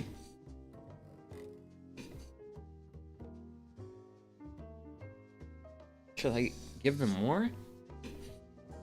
I have just one where it's a screw clamp and a scrap board with a block nail to it where my plain chisel needs to be. Ah. Okay. Up. Got ourselves a little bit of a burr, so now we'll do our chamfer passes. So I'll do 1, 2, 3, 4, 5, 6 for one side. 1, 2, 3, 4, 5, and 6 for the other side. Can't say shit through. I've been a deadbeat since Myth debuted. I don't use them, but they're really good. I'm just starving and like sharpening on weird surfaces. The clamp has a little wheel on the bottom so you aren't grinding your clamp down on the stone. Ah, yeah, okay. So, I'm now gonna do a few passes on the back. Just to remove that burr. So, I was big into Hololive when Myth debuted. I'm mostly into indie watching now. Hey, you bastard. You torment me. Okay. They seem pretty settled in. Oh no. Of course, as soon as I say you settled in, I was gonna turn the camera in. Damn squirrels planting walnuts in my yard again. How dare they do that? Stop planting walnuts in my yard. I don't like having to trim them. And do like half the chamfer faces on the back side of the blade. Ah. Oh, that'll be 3 for each side. I swear that squirrel just comes in like perfect eye view. Looks at me, does a couple squirrel things, and then is like, hee, runs away. It's like, you squirrely bastard.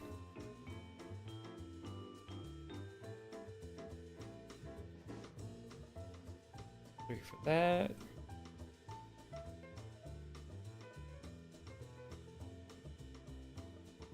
And 3 for that.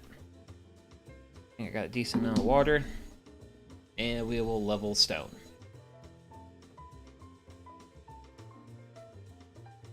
Man, I love that sound.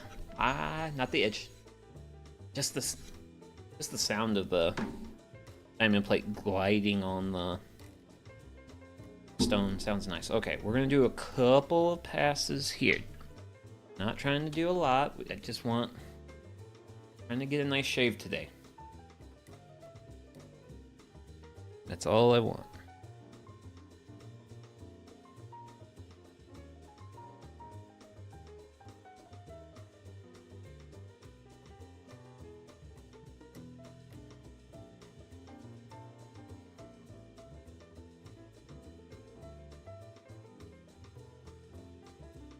Also, I bought this thing and I want to use it. I have an absolute horde of squirrels at my house. There's a huge oak tree in the backyard and several more around the house. Oh man. Funny enough, there was a customer that I did their AC service for yesterday. They have one of the most prettiest white oak trees in their backyard. Like, it is one of those white oak trees that is just like wide. It's like really wide. Like the branches come out from the tree at like 10 feet above ground level and then just go for like 50 feet out in all directions. It is one of the prettiest trees ever. And then they also have like this big like concrete patio around it and stuff. It's super nice. When you get comfortable, you can sharpen back and forth, cuts down on time. Man, that sounds cool. Yeah, it's just such a pretty. So you can do front and back, huh?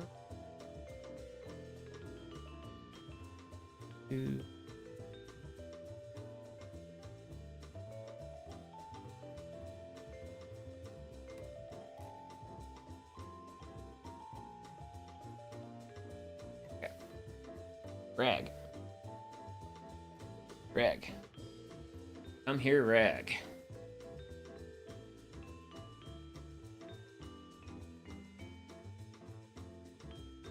Okay. Well, moment of truth.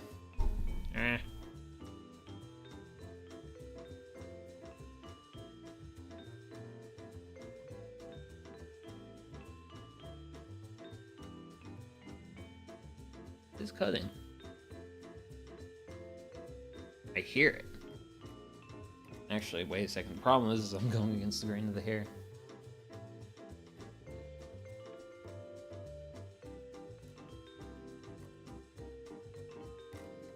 But yeah, it does shave. Flip the blade. What, to the backside? Oh, there you go. Yeah. I realized when I was cutting the first time, I was like, no. I need to actually change my approach to the. Actually, I've never tried.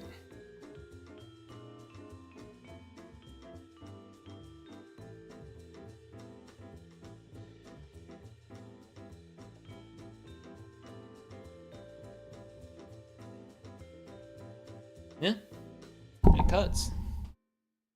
Okay. You have a blade that cuts. Yippee! Blade that cuts, go over there. I'm thirsty. This calls for water.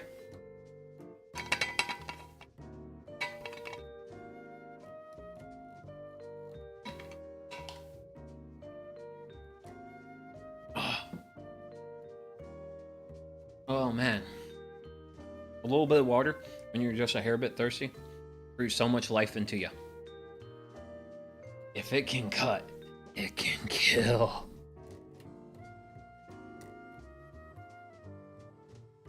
If you can dodge a wrench, you can dodge a ball. Things movies have taught me. Okay. So. Trying to think about how I want to do this next part.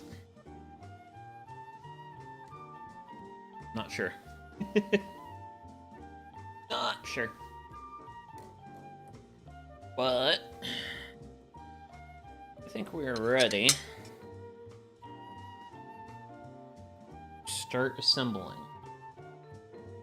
Parts. Here are my parts. Nope. Not the rag. Oh no, I've put my parts in the rag and I can't find them.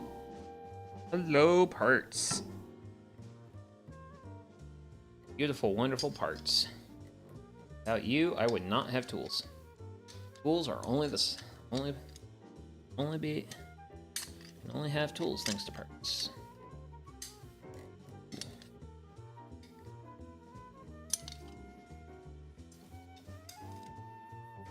Am I putting that together right? This is actually why I have other tools on hand. So I have a reference. Oh. It's set, but wrong side. Ironically, my hero line from All Might when fighting Nomo, if you're quick as absorption and not nullification, it just means I have to push you harder. Is how my group plays tabletop RPGs.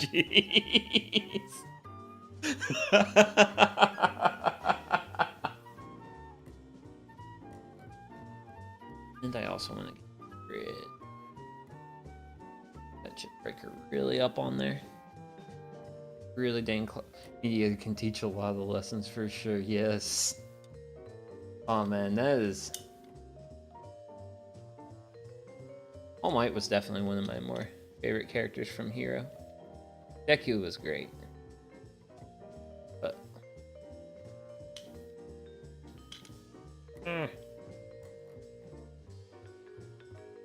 We just not go back where it once went. Just spent 10 minutes drawing on the wrong layer. Oh no!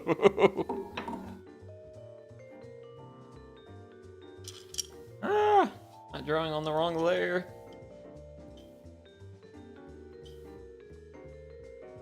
Hoping to get it finger tight. Having trouble with even pressure. Unless I hold it at some particularly stars align correct angle, and then it just works. And this is why fiddle fucking is a word. You have to fiddle and fuck with it until it's happy. And that's the plain iron back on its chip breaker.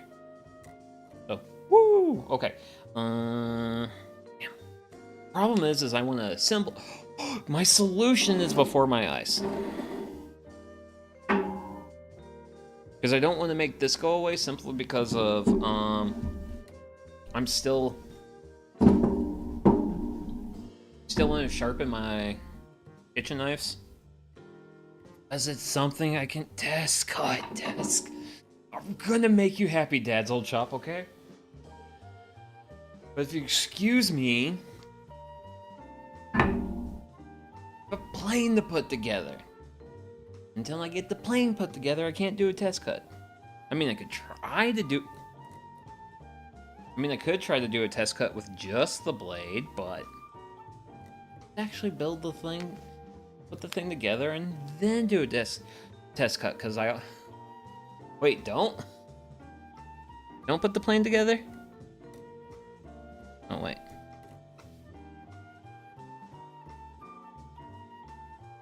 Or are you just talking about, like, using the plane iron to, like...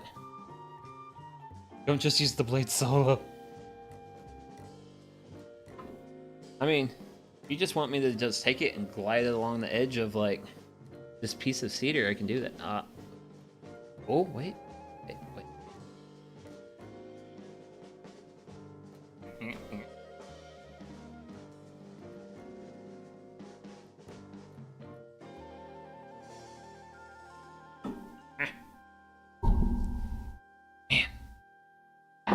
Man, Screwdriver, you're so fat.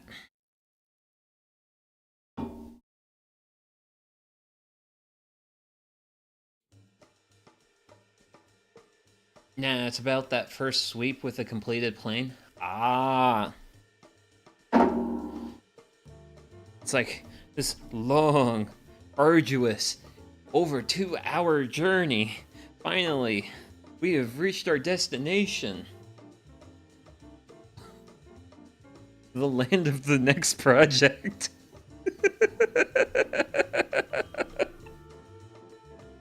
Oh, man. Like, we went through all that. What did we accomplish? Another tool to get another job done. But that's also part of the point. Granted, I feel like you could also just, like, make a joke in, like, some...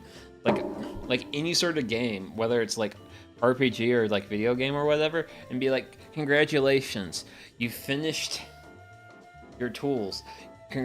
You've now cleared the tutorial level. Now the game begins. And then just the people playing the RPG are just like, oh gosh, congratulations, your hard work has earned you more work. No, Dad's old shop, don't say it like that, because then it's gonna sound like my job. When it's like, oh, you're good at your job? We're gonna give you more work. But I wanted to be good at my job to get less work. No, you get more work when you're good at your job. Not less. Because Billy in the cubicle next to you, we can't get him to stop eating the wood glue. And you know how to put the ball of wood glue down and not consume it and actually do what you need to do. It's like, oh no. Heaven forbid, I have achieved competency. Bro, I bet wood glue would taste fire. Actually, let's set the bottle down. Do these guys have like an ingredients list? Oh man, there's just instructions. Just instructions. Now, if I was a different sort of YouTuber, I might be tempted to do buying a whole bunch of wood glues and tasting which one tastes best. But there's a certain other gentleman, and I will let him do that. As for me, I'm just gonna stick to being less Ohio. Ingredients horse. Gotta get that SSD. Yeah, there's probably a fair amount of horse. I actually wonder how much horse they actually put in modern wood glues. Like, is that... Actually, you know what? Actually, something I should be doing, I'm putting screws back in. Just a little spritz of that water displacement recipe 40 onto everything just to keep the screws from getting seized, which they probably won't, but who knows. Wood glues are pretty much all synthetic now. Yeah, I pretty much figured that. I go. I had Vietnam flashbacks hearing the save the data sheet. Oh, wait. Wait, is that the plane iron for what I'm working on? What did I do? Oh, no. That plane iron's in front of me. Vietnam flashbacks from safety data sheet.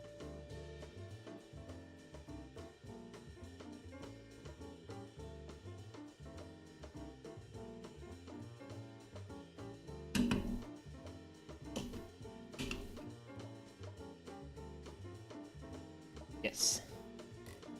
Come to me. Are you tight? Oh, no. Loose is... Well, loose. I desperately try to keep things covered in some sort of rust preservative, but it never seems to work long down here. Oh, man. Ain't it? I live in a river valley. It is humid. Is all get out. Turns. Oh yeah, that still feels pretty loose. Oh, nothing more annoying than restoring something and immediately just rust back over. Yeah. Darn it. And also, speaking of other things I need to get for my shop is I need to get some beeswax, so I can actually put like beeswax on things. Because I've heard a lot of other internet. Ooh, okay. Ooh, that actually feels... Ooh, that's stiff. But not impossible to undo. So that's pretty good, I think. I think the brown type bond is the only non-vegan one, which is not as since I ever thought that type. I live in Alabama. It's 95% humidity outside right now. It's 75 degrees. Oh. Yeah, I'm in Kentucky in the River Valley, so I feel ya. Okay.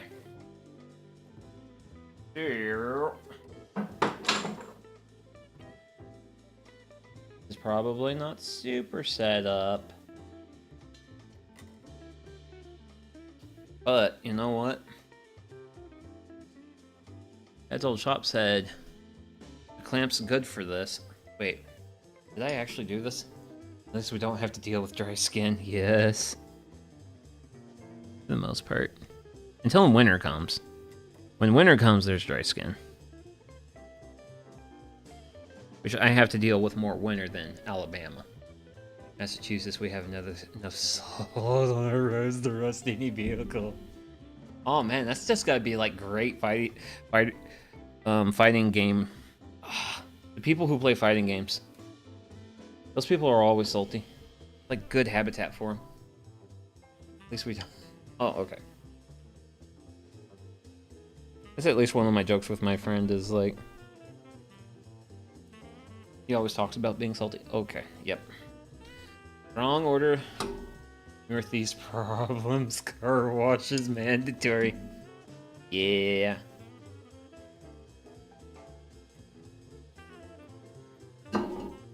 Remember Salt? Remember Salty Bet? Those were the... Oh, Salty Bet! Oh, gosh. I remember my friends talking about that. Because I have a lot of fighting game people in my friend group. Granted, one of them moved to Houston, which is also another humid cesspool. Damn humid cesspools. Like, why do we have to have all this humidity? My truck came up north and it has way more rust than it should at its age. Nothing fatal to the truck. Or seriously problematic but annoying. Okay. Reasonable, and am I in a good position to get that screw just a hair bit tighter? Hair bit tighter. Lovely! Back here, you. Sit. Come back in. Woo! Okay. So, hand plane is pretty much assembled. I need water, though.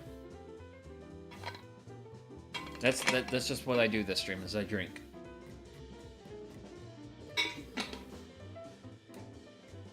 Just don't stop drinking water.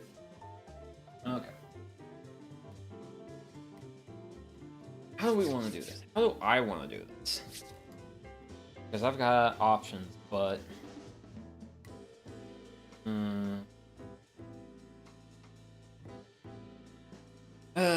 Jeepers creepers. You guys gotta go for a trip.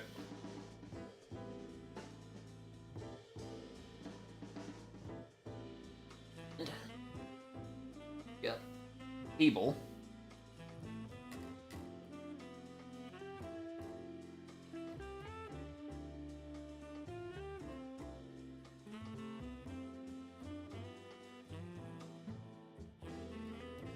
Woo!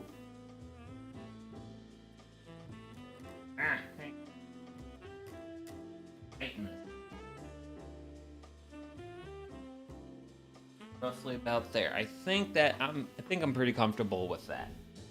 So, this is rough cut sassafras lumber. So, sassafras is a hardwood, but it is still a very excuse me a moment. With this to set up the hammer.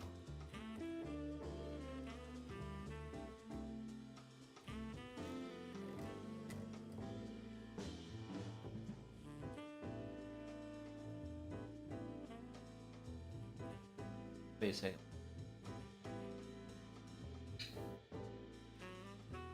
I just need to get it close.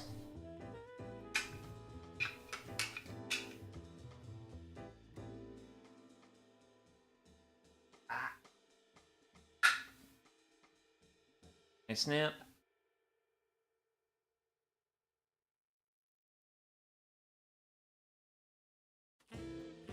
Aggressive. And now time for me to remember that there's a wheel. Okay, yeah, I've got way too much.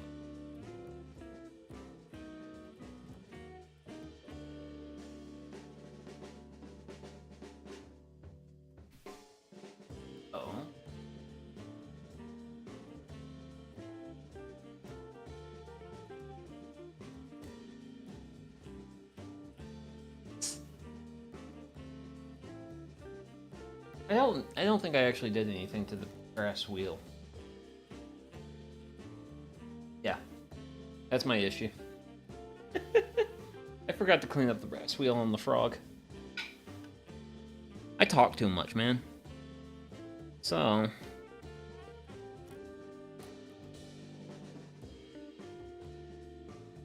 gonna have to set this up. Get as much as the fine work done. It's probably fine. I'm sure it's fine, but it's just a lot of bit. Less a bit on that side. Adjustment.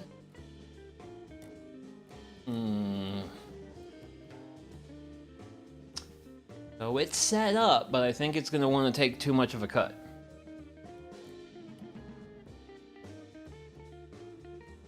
I think. See what we get.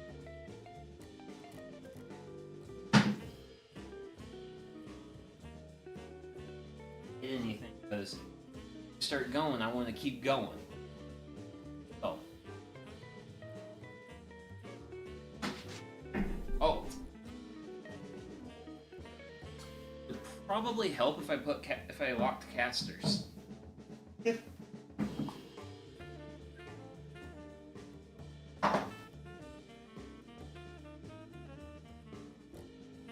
And Workbench wanted to go wee on me. How dare it go wee on me? Okay.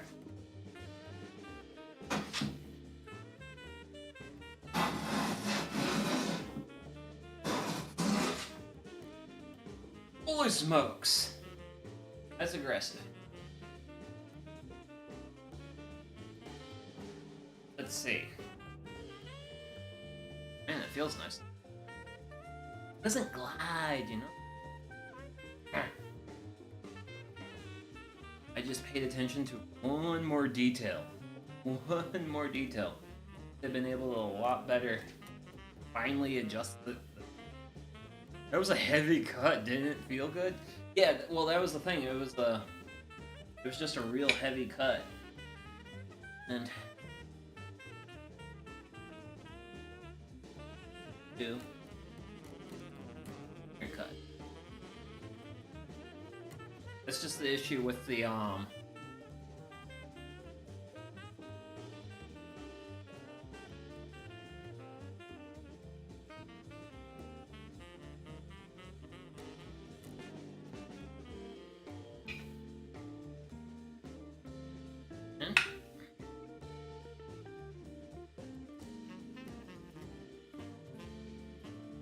it's aggressive. That does.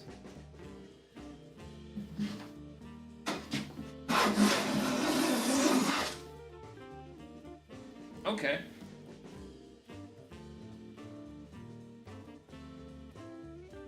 That was better. Was the wheel not for adjust? The wheel was for adjusting the depth. Like, look at this Kirkley boy. No, the wheel is so seized, I can't use it to control the depth.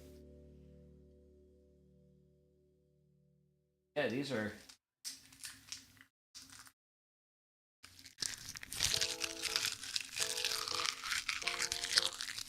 These are crunchy shavings. I missed the C's part. Yeah, that's the issue. Good fire starters. Yeah. Come to me. My water displacement. Oh. Got that wheel sitting in a nice little personal bath set to just the right temperature of WD-40, and hopefully that will help unseize it a little bit.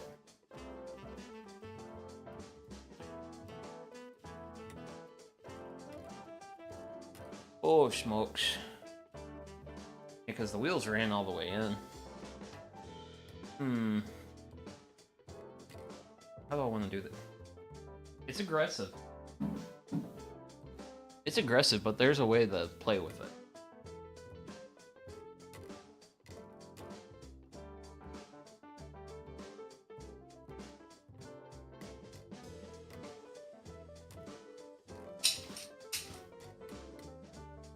And that way to play with it is...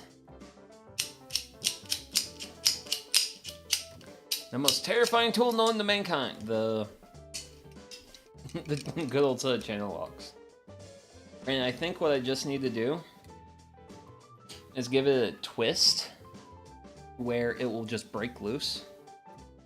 And then once I have it broken loose, it should be pretty. Oh.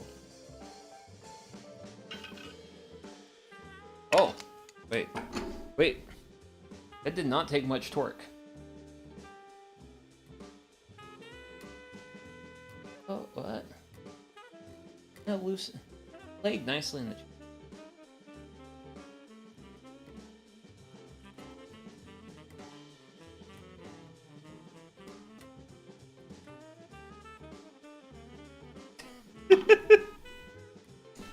Screwdriver was next to the chin.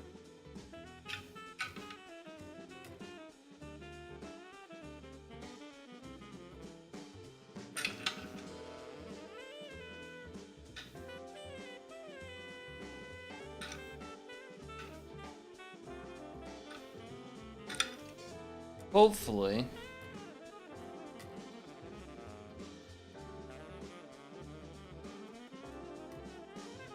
Actually, I think it's issues is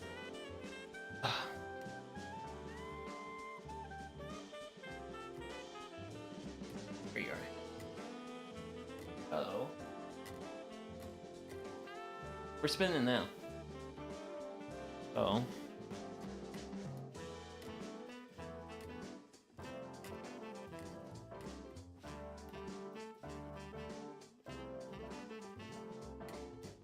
So, was ran all the way in. So, I'm going to run it out. And I'm going to reset the plane iron in. See if we can't. A little bit more of a finer adjustment.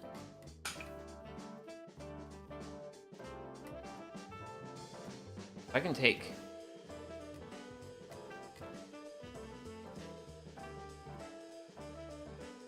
one real nice fine shaving. We've achieved success.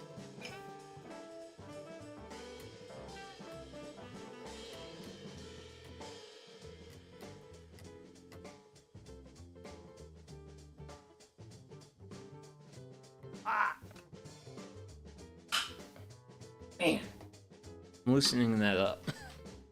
The set screw. That one. It's way too much.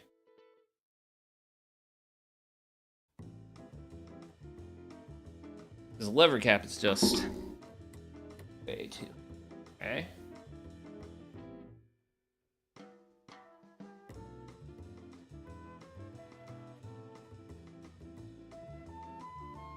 And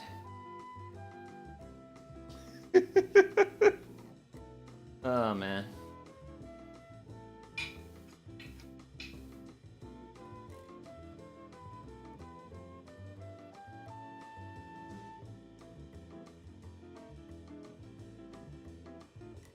And oh, it actually feels finer than first time. Oh. Ooh. Okay, okay. I like that. You should be able to get just a real fine shaving with that.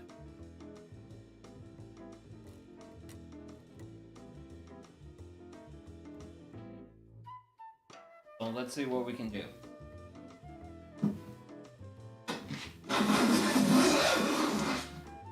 Ooh. A little bit heavy, but lighter, better. Like the surface though, leaves a good surface.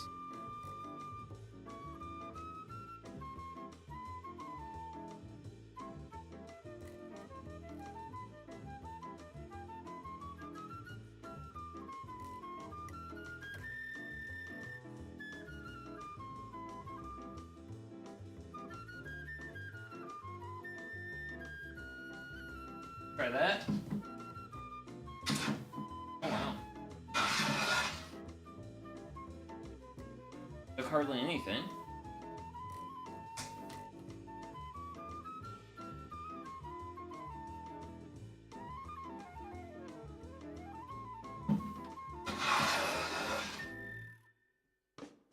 Can't really use the knob. You'll be here all day trying to get thin. Also a jack plane, so like more of a rougher tool than yeah. Well, I can actually use the knob at this point. Knob works.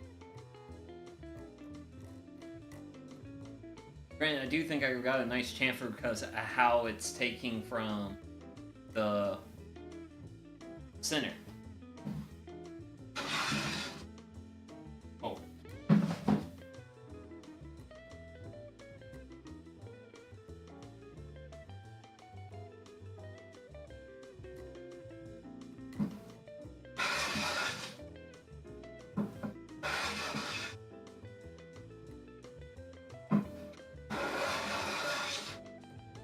Actually, some of these passes have been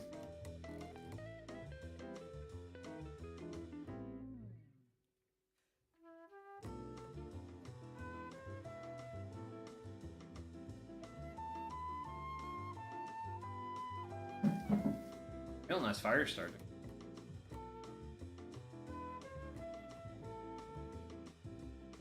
Oh, nice. It then definitely takes some time to dial in. Yeah. But hey, we got this. Let's play with it a little bit.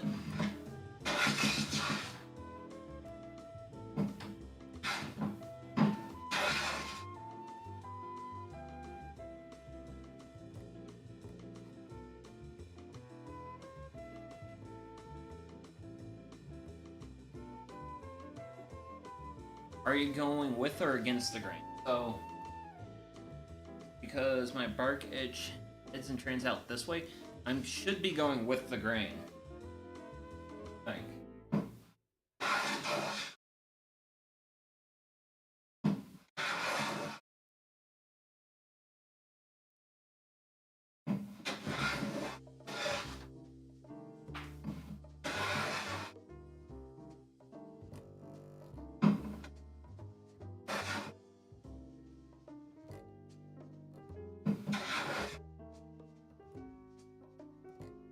Now, how's that edge look? Oh man.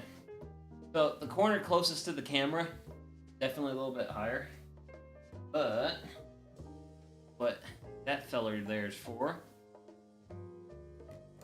probably have grain reverse at the branch dot. Well, yeah.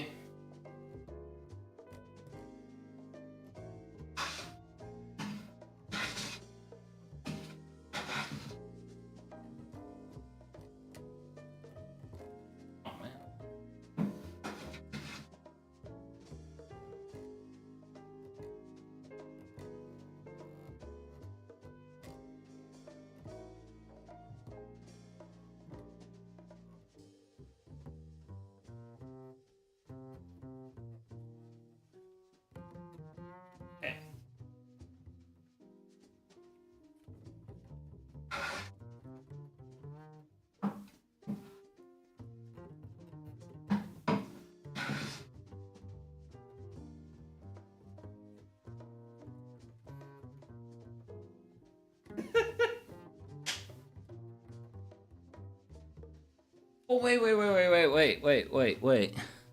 Wait. Where did you go? You were around. You were... So, funny enough, I had a thing of paraffin wax sitting on here. Sitting on my shelf. And I've lost it. I've lost my thing of paraffin wax. I did have some paraffin wax. Here, when I look down the length of the bottom plane from the front to adjust the angle like that, I can usually get it pretty square. Ah. I can barely see the blade, but I think that's because I don't have a lot of blade sticking out, but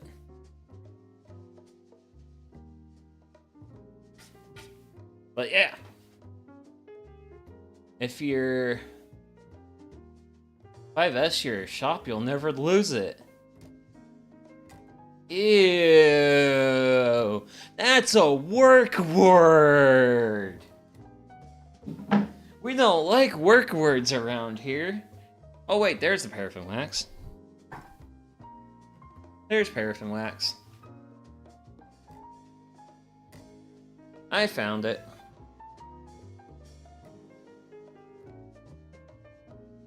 Granted, now that I've found the paraffin wax,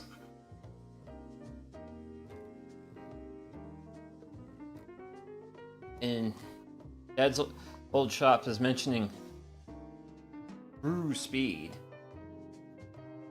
I can't help but find myself wondering what true speed feels like. Like, darn it, I'm curious now. I have a bad habit.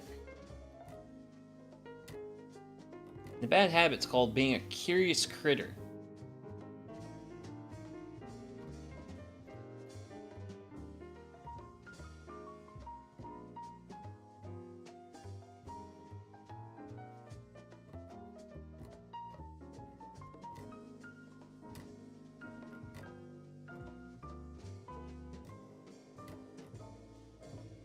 Nope, it backed out. That's also another thing I've been dealing with hand planes is irons will back out as I'm making cuts. Which definitely happened here, but considering how rough some of those earlier cuts were, kinda not surprised about that. Ooh boy. Adjustment knob really needs to be worked though. Okay. Okay.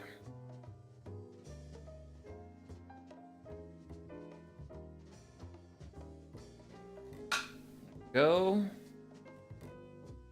Heavy cut. That shouldn't happen much. There's usually a latch on the frog that holds onto a hole in the plant. Wait, what? A latch on the frog that holds into a hole in the plain blade? Are you sure the screw and clamp are tight enough? Or that the catch for the adjustment knob is seated in the slot breaker properly? So, just making sure we're all on the same page. We're talking about having this in here. Like a little peg on the front. Because this peg references the screw to adjust plane in it. Pastel and WD-40 fumes? Oh man. Damn it, I'm streaming. I can't pass out on WD fumes yet. JK, just the internet? Man. Me hyped about things. So, that's on that. See here.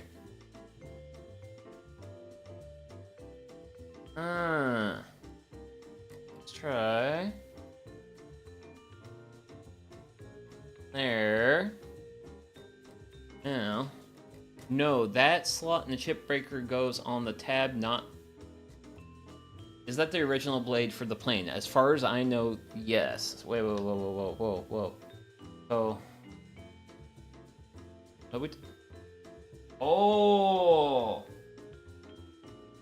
This slot is where we want that tab for reference.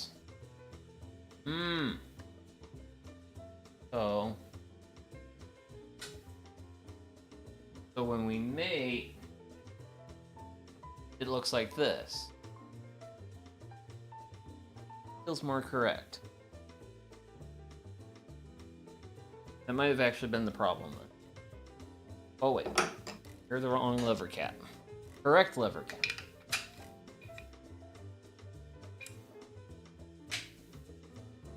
Okay.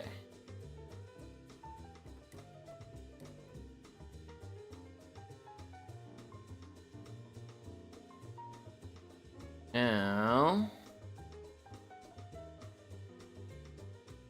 as I do the experience. Oh wait, wrong direction. Exactly. If that was the problem, it should have been way easier to move. Actually, no. So I'm gonna set the plane blade out aggressively. So that way, when we do this number, I have something to actually see.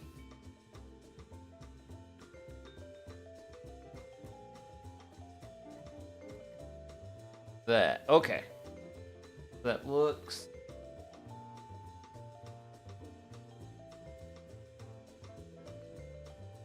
pretty dead level. Should move it now. Yep. Okay. I'm gonna run the adjuster in, back the blade out.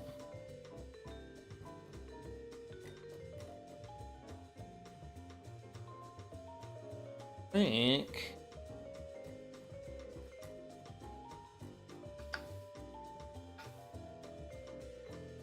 pretty dialed.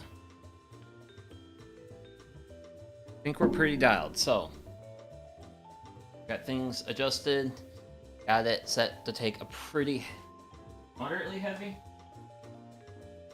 like thing. So let's see if we experience true speed. Because Dad's old shop's got me hyped on this true speed.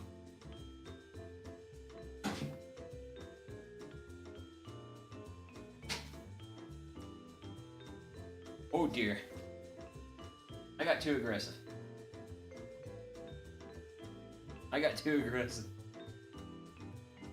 That went in like an inch.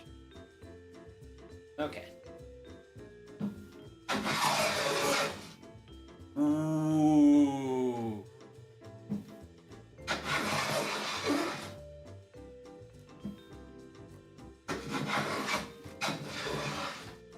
You know what? That is definitely some true speed. A little too quiet. Oops. Think.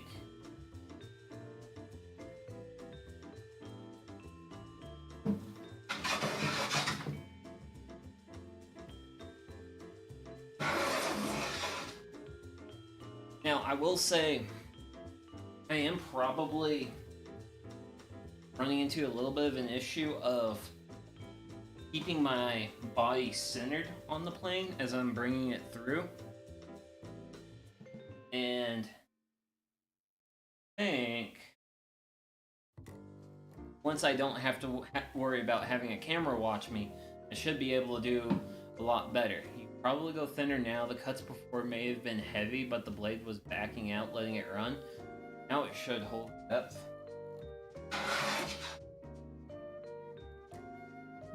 That. I mean, that's reasonably wispy of a shave.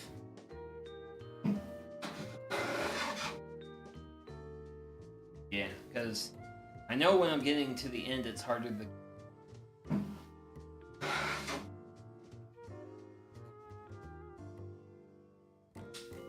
Also, just a flaw of...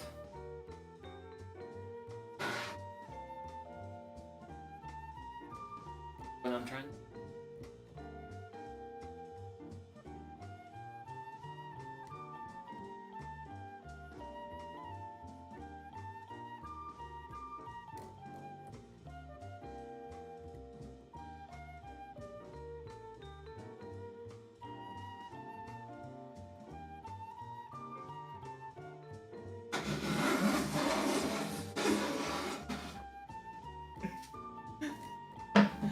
Oh dear. Some people wrap their index finger around the front knob, have their knuckles on. Oh! Index finger.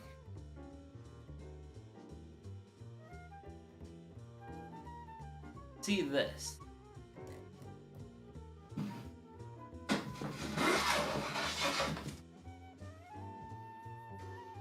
Huh?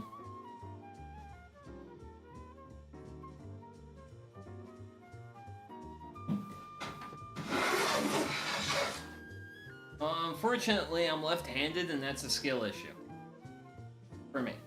But the goal today was to get this into making these, so we're doing good. I think we're doing good, guys. Oh yeah, skill issue. Skill issue is all my problems. It is all my problems because, well, I'm new to the hand plane world, man. Very new to the hand plane world. Wait. Okay. So with all that, does anyone want to see me sharpen knives? Because I got the knives out. Not like there's many people out there teaching this. I don't know. I feel like there's a lot of people out on the internet teaching this stuff, but there isn't necessarily like not a whole lot of places where you can go to in person. Now there's actually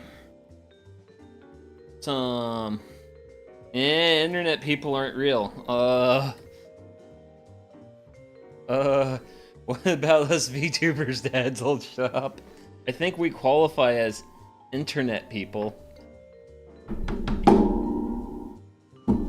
Or at least like a subspecies of internet people. A rare and strange breed of people.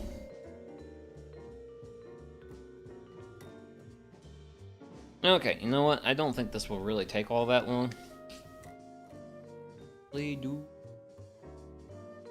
I don't have the magic paper though, but that's if don't want to go this way right now. Will eventually hook your cable back into your magic spot. It's magic spots on my garage door. My garage door rail. Magic paper is what I call it.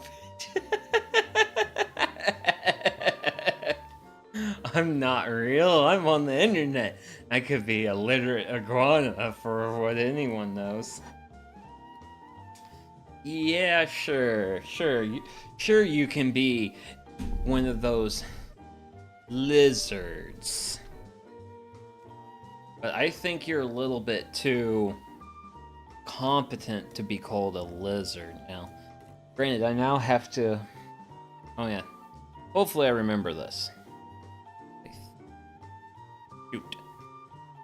Because I remember... Go in or out? I think I go out. My knife blades. Feels weird, but not wrong. Let's see. Or... That's the other option, but I don't like that. No. We're just gonna... I'm probably doing this completely wrong, but it's actually been a somewhat significant amount of time since I last did my kitchen knives, and yeah, they're definitely not super great. And I need to get them sharpened. So.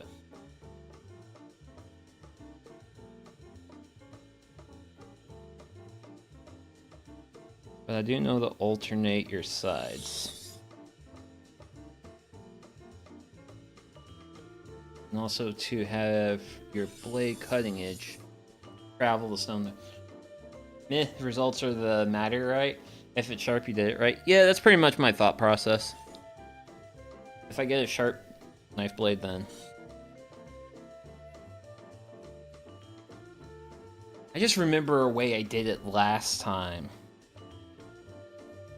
That it just felt good. It felt good to do.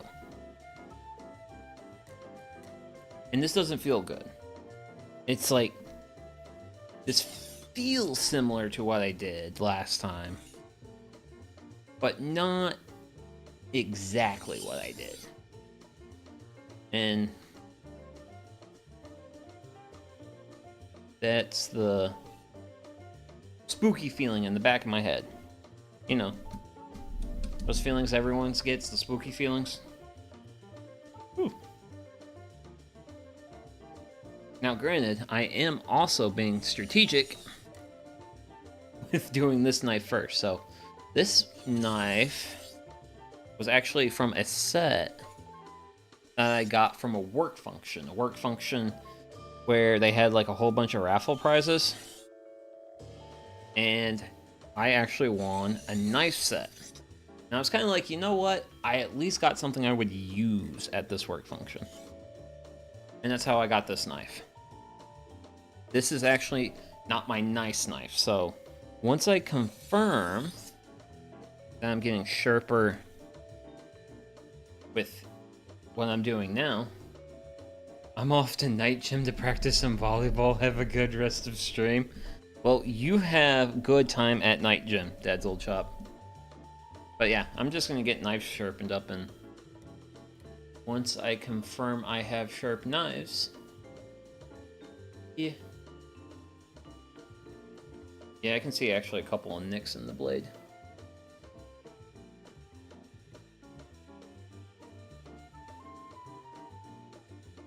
Probably gonna need a little bit of work.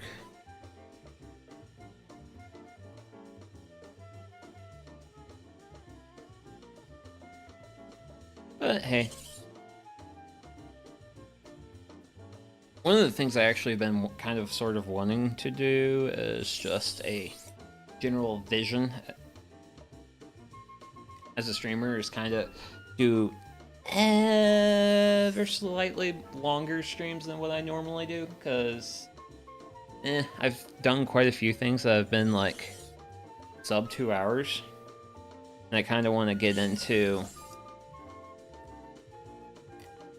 it feeling normal to do like a 3-hour stream or even like a 4-hour, which I know there's like people on the internet that are being, there's probably other streamers that will look at me and laugh and be like, oh man, you think 3 to 4 hours is a long stream, you're such a cutie. But also we're nearing on 3 hours and my GoPro is at 20% battery. But I do have like a spare battery, so I can just swap batteries out. But once the other battery is done, stream is done. So as long as I'm using that as my hand cam, I've kind of got like a 6-hour limit roughly, depending on how I wish to do my setup. If I'm doing it off my stationary tower computer, 6 hours is the limit. Now, I've noticed when I'm streaming off my laptop, my computer can go for, when the GoPro is plugged in directly to a USB port versus an extended cable, it actually charges better, and I get so much better battery life out of it. So I can do much longer streams with that technology. Now, that's when I'm using the laptop. Must have been rough on my knife. Bad. It's looking better. The bevel ain't looking irregular. So.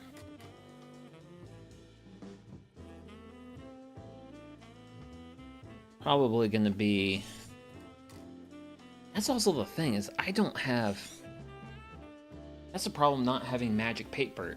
Well, and by magic paper, I mean just something I can just like slide this knife into just to get a feel for how sharp I'm getting it. This is how I check.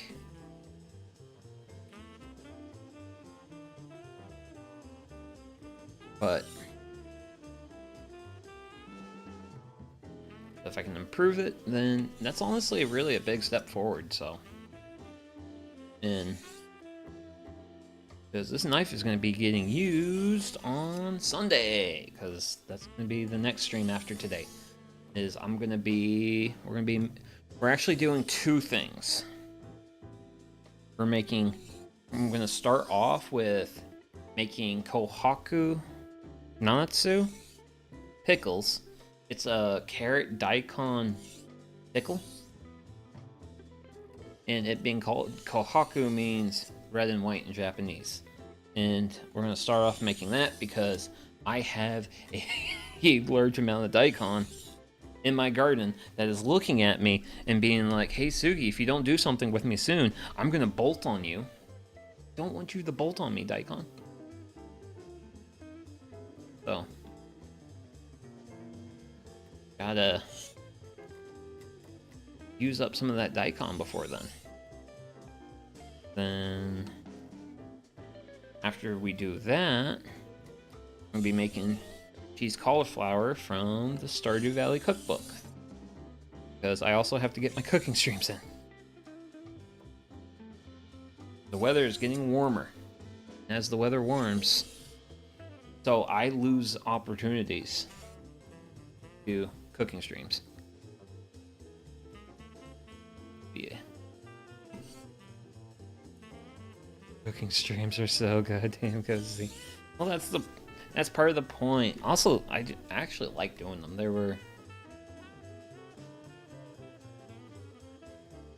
It's actually something that I did on a whim and just absolutely love doing it. So it's like, you know what? I like doing it. Might as well do more of it.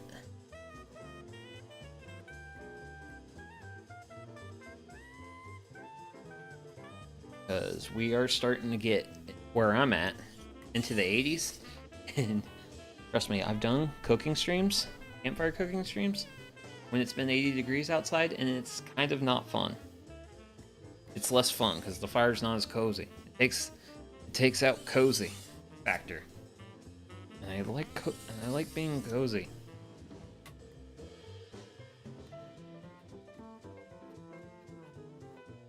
Okay, we're getting really dang close. So with that, give tape. Ooh.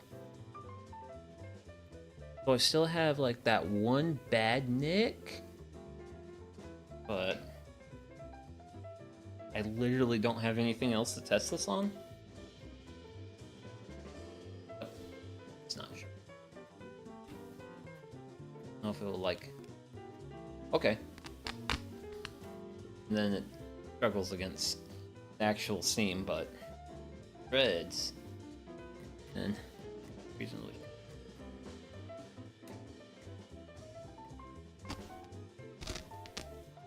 Okay. Well, it shreds fabric reasonably, so I think that's sharper than where it was. So, sharper. Now you're ready for the zombie apocalypse? I don't want to be ready for the zombie apocalypse. I have to actually, like, seriously worry about stuff during the zombie apocalypse. So, let's just go ahead and see what this can do. As it's not. Okay, yeah, that's like. Okay. That's rougher. But this hasn't been sharpened yet. This is my nice knife. This is the high carbon steel knife that think there's... Oh yeah. My made in Japan high carbon steel knife. And it even says chef on it. This is the nice knife. This is my nice one. Also, you'll probably notice I didn't use the 6,000 grit. I just don't think I need the 6,000 grit for these guys. Now, it would be really nice if I actually had a tomato. Did Toho ever get a knife collab? Not as far as I know. I know there's a lot of things that get knife collabs. I mean, Toho did get that collab with the brand Eye Mirror for glasses for the Toho Megane line, which is what I actually wear. I actually wear Hirasami Marisa glasses. They actually have the little pattern that's on her Akano on them, which I have gotten like real fun compliments off the Toho Megane. People like the Toho Megane because it's just weird. It's different. I remember when I dropped these off at Costco to get lenses made, and the optometrists at Costco were just like, "These are different from what we normally see." They enjoy them, so in my opinion, it's nice seeing people enjoy Toho. I don't know if Toho actually got a knife collab. It has actually been... Wait, you can bring custom frames to an optometrist? Yeah! I mean, some of them you will have to...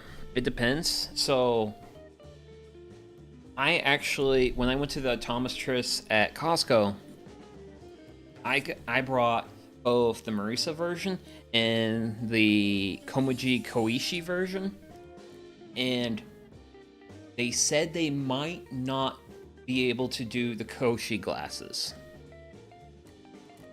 because part of the frame was like see-through, just like a weird design quirk with those glasses, because of course those glasses have to be weird because it's Koshi. So they warned me on that, but they were actually able to make lenses for both. But yeah, you can just bring custom frames to a place and be like, hey, can you make lenses for these? Now, I've done that at Costco and Walmart. I have not done that to a actual glass optometrist office. So I'm getting you so many new glasses. But if you do go to like Costco or Walmart and you have frames with you that you want lenses made, make sure you have your prescription with you, because they're going to want to see the prescription, and most importantly, they want to make sure the prescription has been written in less than a year. And then once you do that, they can be like, cool, we can make glasses for you, and you will have glasses.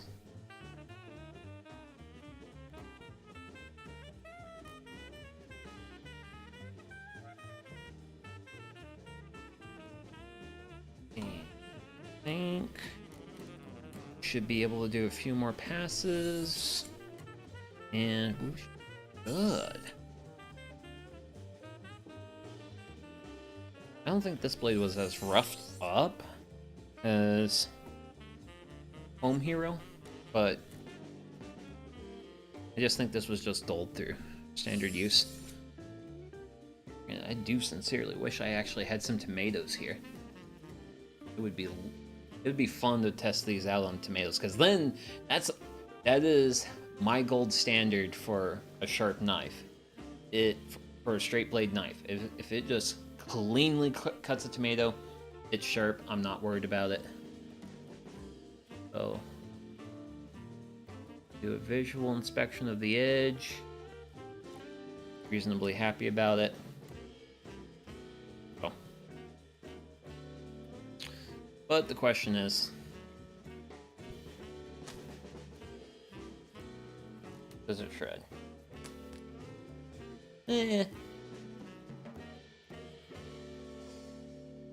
Reasonably. Does it shave?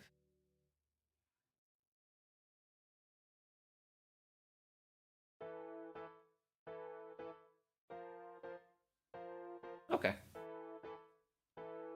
And that is kitchen knife number 2 done. So that's 2 knives sharpened and a hand plane restored. And a 3+ hour stream, so I'm happy with all that.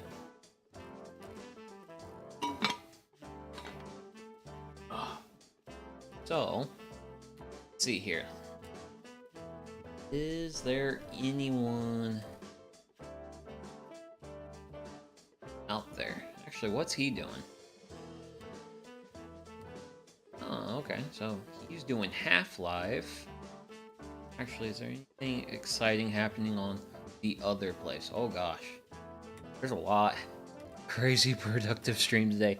Oh, and a lot of it was thanks to how much I prepared beforehand, because I made sure to have like stones, all the various materials, rags, so when I got home from work today, I was able to just eat, make some tea, come down here, kind of get last couple of things dialed in, and then I could get right to work. So that's just really the benefit of really just taking the time to actually get prepared, get things set up. That's really what helps me out. So I think I will be chilling out in this guy's stream for a little while I clean up, because it is starting to get late and I will be due for a shower. Actually, wait a second. You know what? We've been productive. We've been good. Air quotes. I think I'm gonna help myself to a little treat of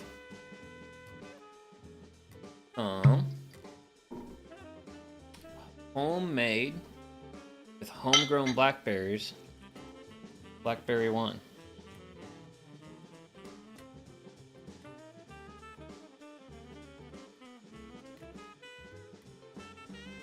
There we go.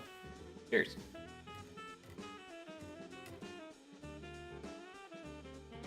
And there we go. Mr. Spock finally got me drinking alcohol. It looks fancy as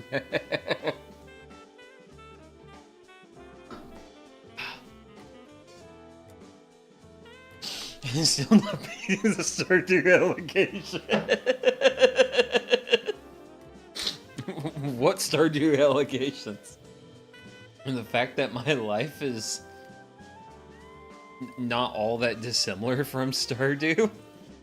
I mean, part of the reason why I like Stardew, but also one of the reasons why I complain about Stardew a lot, because it is so much easier to make this in Stardew than it is in real life, because this is a full year process to make this. I collected these blackberries in 2004, and I think I've only had like 7 or 8 bottles of it out of 25, so there's a long road to get to here, but it's great. So I'd like to go ahead and wrap up and be like, thank you very much to everyone who's tuned in today. Had a great time. Was productive. And I hope all of you have a great rest of your work week and a great rest of your day. And I will next be live on Sunday morning. So see you then. Bye-bye.